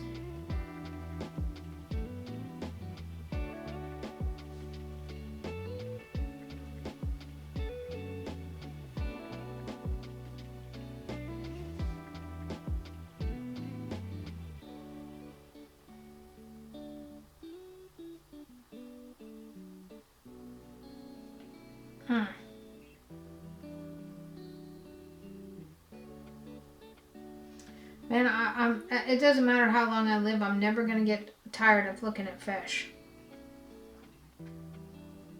I could live to be 300 and still think that fish are some of the coolest creatures on the planet. I mean, the colors that they present are just mind-blowing, even the freshwater ones. And y'all know I'm a saltwater princess. I prefer saltwater everything to, you know, all the other stuff, but these fish are just gorgeous. I'm gonna grab some of the fine tech colors, and I don't know if we've mentioned this or not, but we are developing a line of colors specifically for our books. It's gonna be a lot of fun when those are done.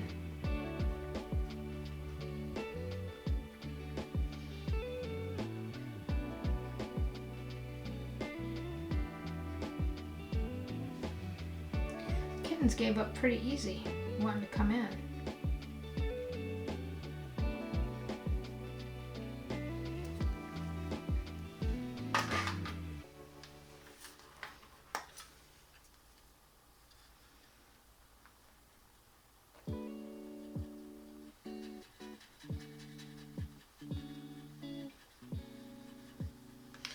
Going into the fine tech, which again we're using right now, but we are hopefully by the Fort Lauderdale International Boat Show we've got colors that are available for purchase with these books that will enhance your experience with these books even further.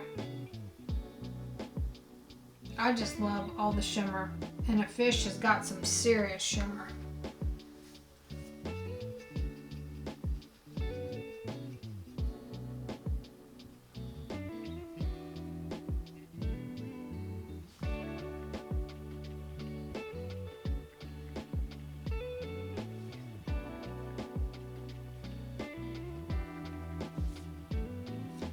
Get some of that blue interference going here.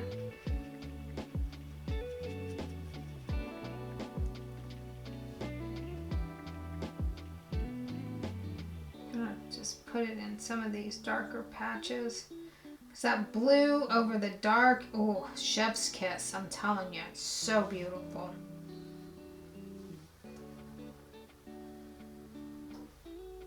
And you don't want to cover the whole thing because you'll lose all of your hard work with making it make the curve and going around the bend and, you know, all those things. So, see right here, we got a lot of backlight right there on that fish. So beautiful. I'm going to have some more over here. I'm going to put a little bit of the blue in the dark part of the tail. A little bit of that blue down here as well. Now, that is going to kind of mess with the perspective just a touch. Because, you know, the metallic has a tendency to bring things forward. But I like it, so I use it. You don't have to use it. But I sure do enjoy putting it on the paper. I think it's beautiful. Got this green gold color over here. I'm going to slather some of that on there as well. Just a little bit here and there and everywhere. A little bit of it down here.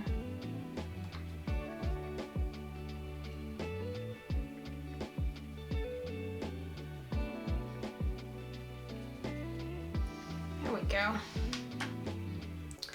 Okay. Now, this water's had some chance to dry. I need to develop the sticks a little bit more, and again, dry brush. Well, it's just damp. We're just gonna we're getting it damp here. And go into some of that green right on top.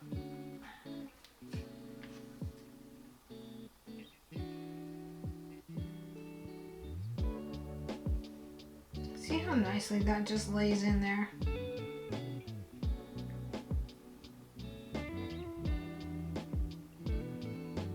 That just does a great job.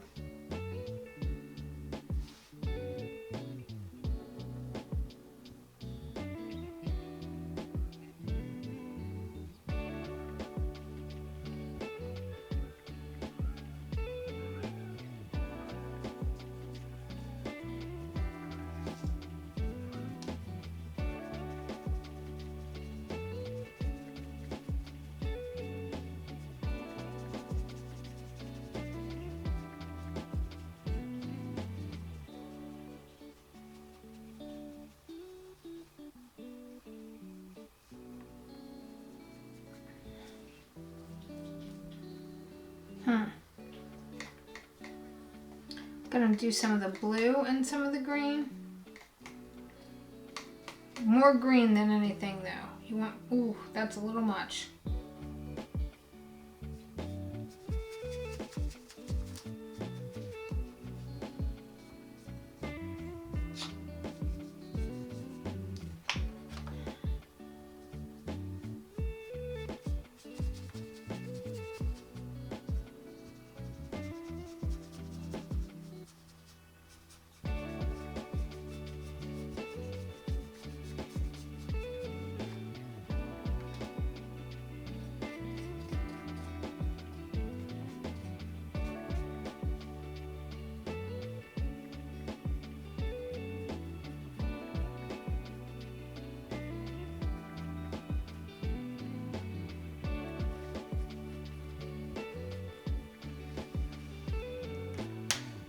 Well, I don't think it's terrible. So let's give the paper a break, let that dry, and then we'll come back and we'll add some you know, highlighty colors. Like I think the eyeball definitely needs some neon orange added to it. Maybe we'll just do that right now.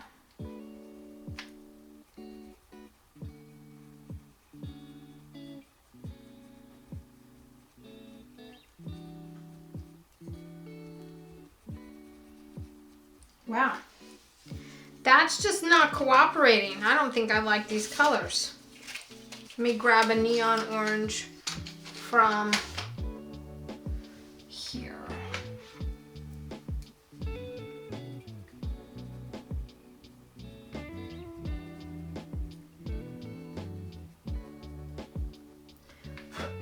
I want a little more orange in this fish. Call me crazy. One more time.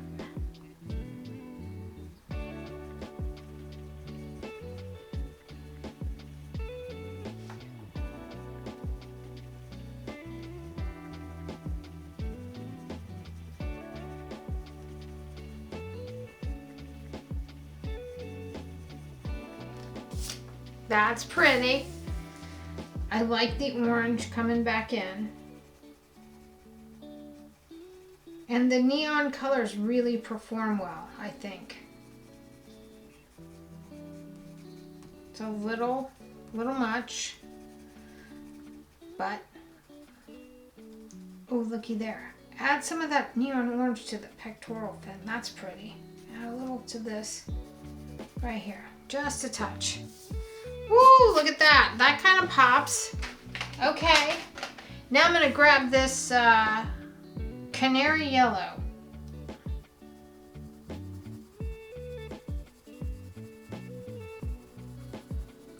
And you see, we're just coloring right over the top of all of those already. And this is darker than it should be. I mean, this yellow is darker than it should be. I mean, really, should be a little paler. But for the sake of illustration and for the sake of practice, I think we're doing okay. And for the sake of the fact that I have never painted a smallmouth bass in my life, I'm pretty tickled pink with it. I'm gonna come in here and add a little bit of this yellow. Ooh, that's a lot. Wow. Wow. Wow. Oh boy, that's a whole lot there.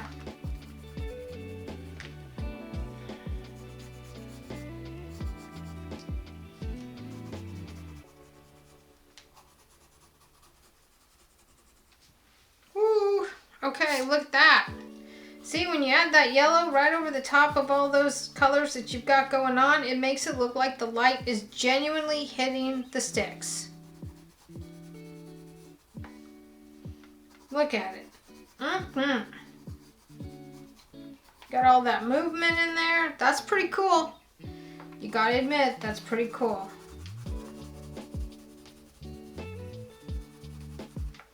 And see, he's just kind of lighting up now. Ooh, wow. How's that looking on camera? Dang, I think that looks pretty good. Is it perfect? I don't think so. I'm not sure that I'm capable of perfect on these at this particular moment in time because I'm not 100% an expert on what I'm doing. I'm just learning right along with you guys. So I'm going to take the jelly roll. I'm going to come up here and I'm just going to add a little more light to some of these images, but I don't want it to be super white, so I'm going to go over it with my finger after I touch it. After I get it on there, I'm going to just kind of touch it. And same with up here. I want the illusion that this fish is wet, but I don't want it to be white.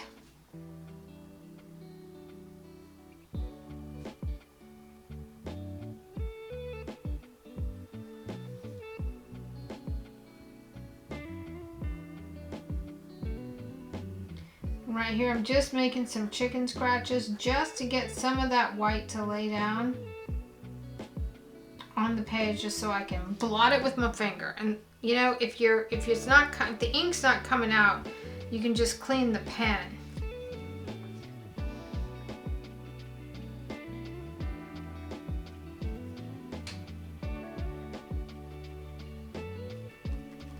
And right in here, I'm gonna lay down just some white color, just randomly to kind of highlight some of the scales, but I'm also gonna go in and blot it because I don't want too much going on there. And I do want a little bit more white right here, a little more reflection. I want a little more reflection right in here. It just adds that added layer of, I tried really hard.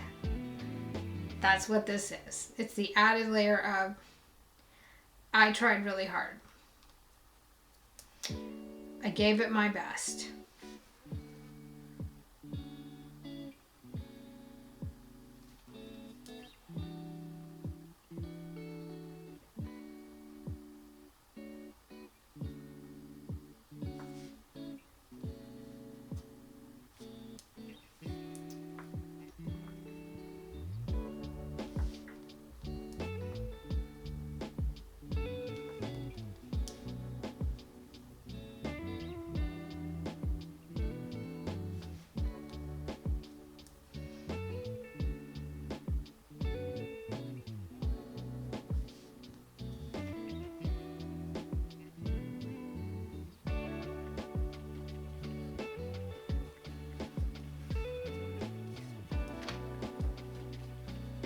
There's a fly in the studio.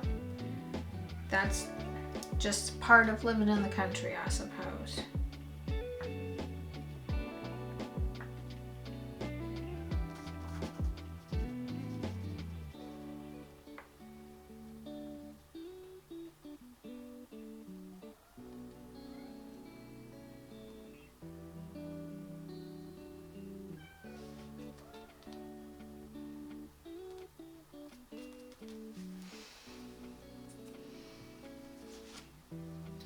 Okay, I want to add a little bit more. In a perfect world, I'd have some jelly rolls that were in different colors that I could come up here and just kind of add, because those jelly roll pens are really spectacular at adding just tiny little amounts of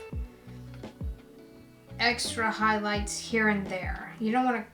You could. I'm sure you could do an entire painting in the jelly rolls. I choose to not do it that way. I like the watercolors over the colored pencil myself, but the pens tend to, just add a little extra layer of fun to it. I'm gonna add a little more white right here, and then I'm gonna actually let that dry, and I'm gonna come in with some blue over the top of that.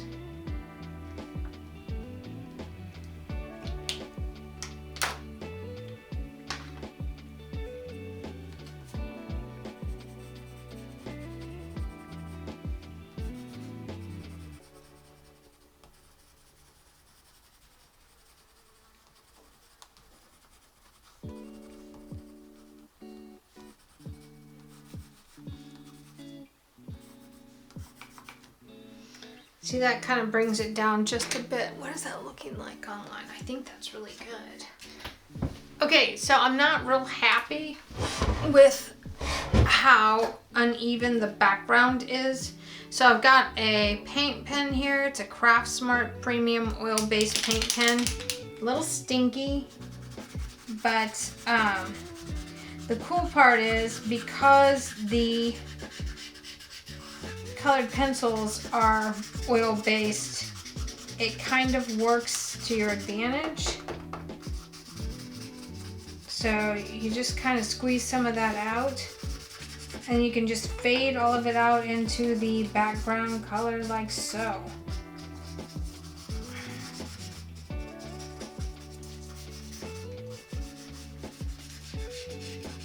And then it looks like you've just gotten a window into the fish world itself. It's kind of cool. I kind of like it. I'm gonna add some tree or some squiggles from up top over here with it. kind of add to the illustration a little bit. Right up against those reflections. Woo, y'all. Can assure you that this pen stinks.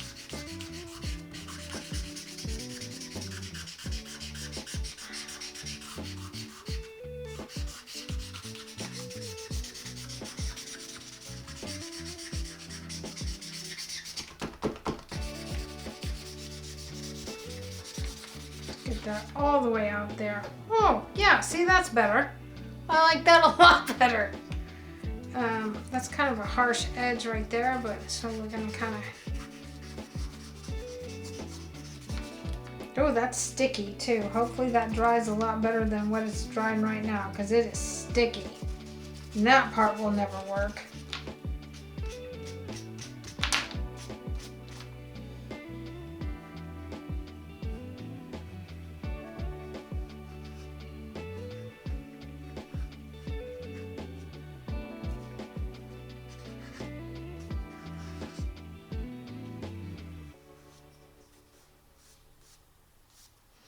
There we go.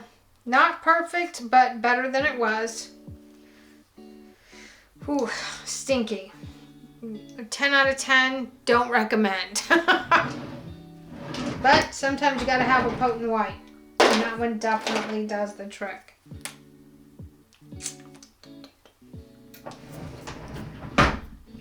I still feel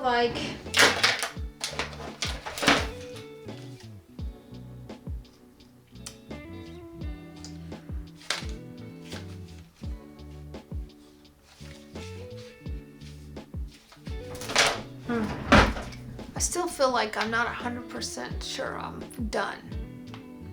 I feel like the eyeball could have a little more love to it.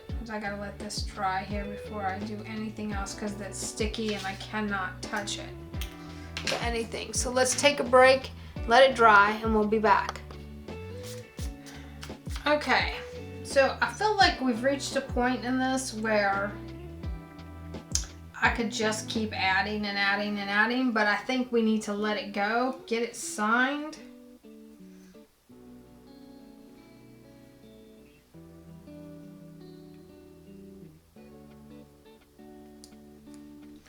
And I think we're going to sign it right here.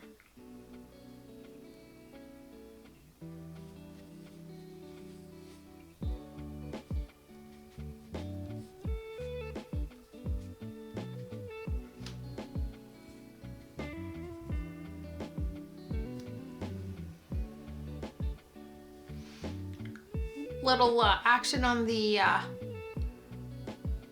Instagram there. If you guys aren't following us, you need to, and you want to, because we post a lot of updates there. Painting Passports is the handle, and I can leave that in the description, or you can follow me, Love Riosaurus, on Instagram as well.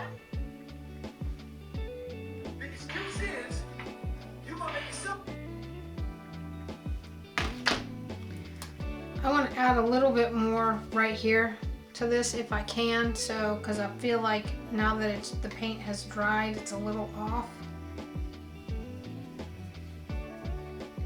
So I just want to darken a little bit of this up, and I'm going to come in and grab some more of the green and the blue.